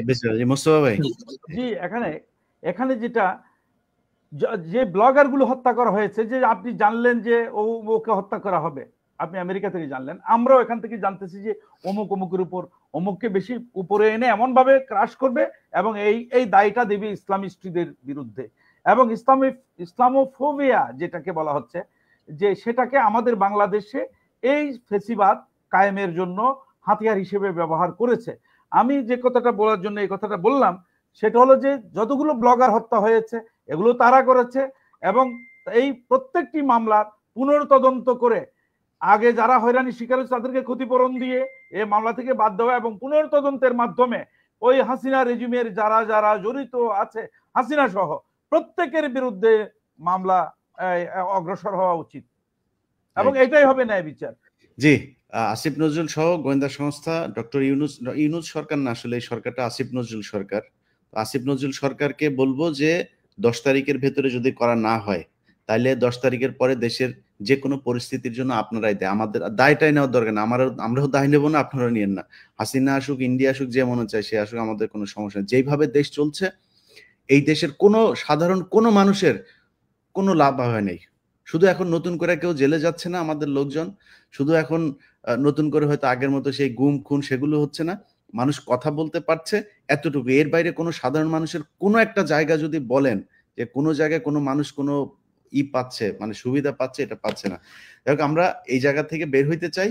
এই দেশে এতগুলো মানুষ রক্ত দিয়েছে, তাদের রক্তের বিনিময়ে যে সুযোগটা এসেছে সেই সুযোগটা যেন হাতছাড়া না হয়, এটাই আমাদের সবার কাছে প্রত্যাশা থাকবে। আর আওয়ামী লীগের কাছে বলবো যে আওয়ামী লীগের ভাইরা দেখেন, আমরা এই যে মানুষগুলির কথা শুনলেন না, আমি দূর থেকে বসে ওনাদের বক্তব্যগুলো শুনলাম, আপনি শুনলেন, এরকম অসংখ্য আলেম, ছোট 6 মাসের বাচ্চা, তাকে সহ বাড়ির ভেতরে বোমা ঢুকিয়ে পুরো বাড়িটা উড়িয়ে দেওয়া হয়েছে। এটা এই দেশে ঘটেছে। বহু আলেম এখন পর্যন্ত তাদের, এই যে মহিবুল্লাহ ভাইয়ের কথা বলি, মহিবুল্লাহ ভাইয়ের ইয়ে মানে উনি যে ঘরে বসে কথা বলছে, ওনার অবস্থাটা দেখছেন। ওনার মতো এরকম যে আলেমরা বের হচ্ছে, সবার সাথেই তো বের হওয়ার পরে আল্লাহ আমাকে সেই সুযোগটা করে দিয়েছেন ওনাদের এইটাকে এইখানে মানে সম্পৃক্ত থাকার। বেশিরভাগই শুনছি কোনো ঘর বাড়িও নাই। এই এই যে মানুষের অভিশাপ, এই অভিশাপ নিতে পারবেন না। হুমকি দেন, আবার আসবেন, এইবার আইসা সিরা ফেলবেন, খায়া ফেলবেন, আপনি আইসা সিরা ফেলবেন, খায়া ফেলবেন, মানুষ ছাইড়া দিবে? আপনার মনে হয় এই যে ফেরাউন ছিল, ফেরাউন তো আপনারা বলেছেন ফেরাউন সারা জীবন থাকবে, হাসিনা থাকতে আর আওয়ামী লীগরে কেউ সরাইতে সরছে না। আল্লাহ চাইলে বেস্ট প্ল্যানার হচ্ছে সে। আল্লাহ চাইলে আবারও সরাবে, আবার আসবেন, এসে মারবেন, আবারও সরাবে, তারপরে কই যাবেন? আবারও এইভাবেই প্যাদানি খাবেন। সো এই হুমকি ধমকি দিয়া না দিয়া তওবা করেন। এই দেশের আলেমদের উপরে যে নির্যাতন আপনারা চালিয়েছেন, আপনারা শুধু রাজনীতি করেন নাই, সরাসরি আল্লাহর বিরুদ্ধে যুদ্ধ ঘোষণা করেছিলেন। অতএব ভাই আমি 2 মিনিট কথা বলবো ভাই, আমরা শেষ করে দিব, একটু তাড়াতাড়ি বলেন, আপনাকে দিয়ে শেষ করি। জি, আমি সর্বশেষ এটাই বলতে চাচ্ছি, বাংলাদেশের প্রত্যেকটা জঙ্গি নাটকের নেরেটিভ কিন্তু তৈরি করে দিয়েছেন আমাদের সুশীল সমাজ, যেটাকে আমরা প্রথম আলো এবং ডেইলি স্টার, এটাই কিন্তু বাংলাদেশের সুশীল সমাজ, অন্য কেউ না। এই প্রথম আলো, ডেইলি স্টার, এই সমস্ত পত্রিকার যে সমস্ত লোকেরা আছে যাদের মাথা হাতে চলে, তাদেরকে প্রত্যেককে এক একটা মানহানি মামলা দিয়ে, যতজনের নামে প্রথম আলোতে রিপোর্ট হয়েছে, ডেইলি স্টার রিপোর্ট হয়েছে, প্রত্যেক জনে প্রথম আলোর নামে ডেইলি স্টার একটা একটা করে মানহানি মামলা দেওয়া প্রয়োজন। মামলা দিয়ে তাদেরকে দেশ থেকে এরকম ভাবে নির্মূল করা প্রয়োজন, আগামী ভবিষ্যতে যাতে কেউ যাতে এরকম দেশের ভিতরে থেকে দেশের বিরুদ্ধে চক্রান্ত করবে এরকম যাতে কেউ সুযোগ না পায়। এবং আমি এই ব্যাপারে আপনাদেরকেও সতর্ক করে দিচ্ছি, আমাদের অন্যান্য যারা আছেন, যারা শুনতেছেন, যে দেখেন, বাংলাদেশের ভিতরে থেকে কেউ যদি দেশের বিরুদ্ধে কোনো প্রকার চক্রান্ত করে এবং ইন্ডিয়ার লেলিয়ে দেওয়া কুকুরদের মতো যদি কোনো কাজ করে থাকে এবং ইন্ডিয়াকে এখানে প্রচার প্রসার করার জন্য, স্থায়িত্ব করার জন্য কেউ কোনো কাজ করে থাকে, আমরা কিন্তু সর্বশেষ শক্তি দিয়ে কিন্তু তাদের ভিতরে লড়াই করবো, সেটা জামাত হোক, সেটা বিএনপি হোক, আমরা মার্চের 10 তারিখ পর্যন্ত সময় দিলাম। ডেইলি স্টার, প্রথম আলো এরপরে সময় পাবে না। 32 নম্বরে যেরকম সময় দিয়ে তারপরে যাওয়া হয়েছে না, ডেইলি স্টার, প্রথম আলোকে সামনে সময় দেওয়া হবে না, দেখবেন যে মাটিতে মিশে গিয়েছে। সো খুব সাবধান, এখনো নানান ধরনের ষড়যন্ত্র করে যাচ্ছে এই প্রথম আলো, ডেইলি স্টার। তো আলেম সমাজের কাছে আমার অনুরোধ থাকবে, আমরা আজকে থেকে 1 মাস পরে আবার একটা আলোচনায় আসবো। সেই আলোচনাটা যেন শুধুই সরকারের প্রশংসা করে করার সুযোগ হয়, আমাদের যেন কোনো সমালোচনা করতে না হয়, কিংবা এমন কোনো পরিস্থিতি তৈরি করতে না হয় যে পরিস্থিতিতে সরকার বেকায়দায় পড়বে। সবার কাছে অনুরোধ থাকবে, সরকার, গোয়েন্দা সংস্থা, সবাইকে ভালো থাকেন। আমরা ইনশাআল্লাহ এখন যে গুম সেলগুলো এখনো প্রকার উন্মুক্ত করা হয়নি। গত কিছুদিন আমাদের কিছু ভাই এখানে গিয়ে র্যাবের 1-এর সামনে গিয়ে অবস্থান করেছিল। আমরা চাচ্ছি আগামী 10 তারিখের আগে প্রত্যেকটা গুম সেল উন্মুক্ত করে মানুষকে দেখানো হোক এবং গুম সেলের নির্যাতনে ভাই ধরেন মানে ঢাকা শহর যদি হিসাব করা হয়, আপনাদের কতগুলো মাদ্রাসা আছে বলেন তো ভাই? ঢাকা শহরে আমাদের প্রায় মানে ছোট বড় মিলে 25,000-এর উপরে মাদ্রাসা আছে। 32 নাম্বার ভাঙছে, কেউ ঠেকাইছে বলেন? আপনার মনে হয় যে আমি আর পিনাকি বলছি আর 32 নাম্বার ভেঙে গেছে? আপনার মনে হয়? জনগণ জানে নাই? আপনারা এই বাংলাদেশের মানুষ করেছে, এটা বাংলাদেশের মানুষ করেছে। সেনাবাহিনী কি গুলি করে? সেনাবাহিনী তো এসেছিল, গুলি করেছে আপনাদের? ভাই র্যাবে যান না, কালকে যান না, সব উঠায় নিয়ে আসেন, দেখি র্যাবের কে গুলি করে আপনাদেরকে। ইনশাআল্লাহ এটাই হবে। কবে হবে এটা? এই সবকিছু আমাদের সোশ্যাল মিডিয়াতে বলে তারপরে করা লাগবে না তো? আপনারা জান না রে ভাই, আপনাদের তো সংগঠন আছে, বিশাল বিশাল সংগঠন, করেন কি আপনারা? আপনি বিডিআর এর দেখেন না, বিডিআর এর কয়জন মানুষ?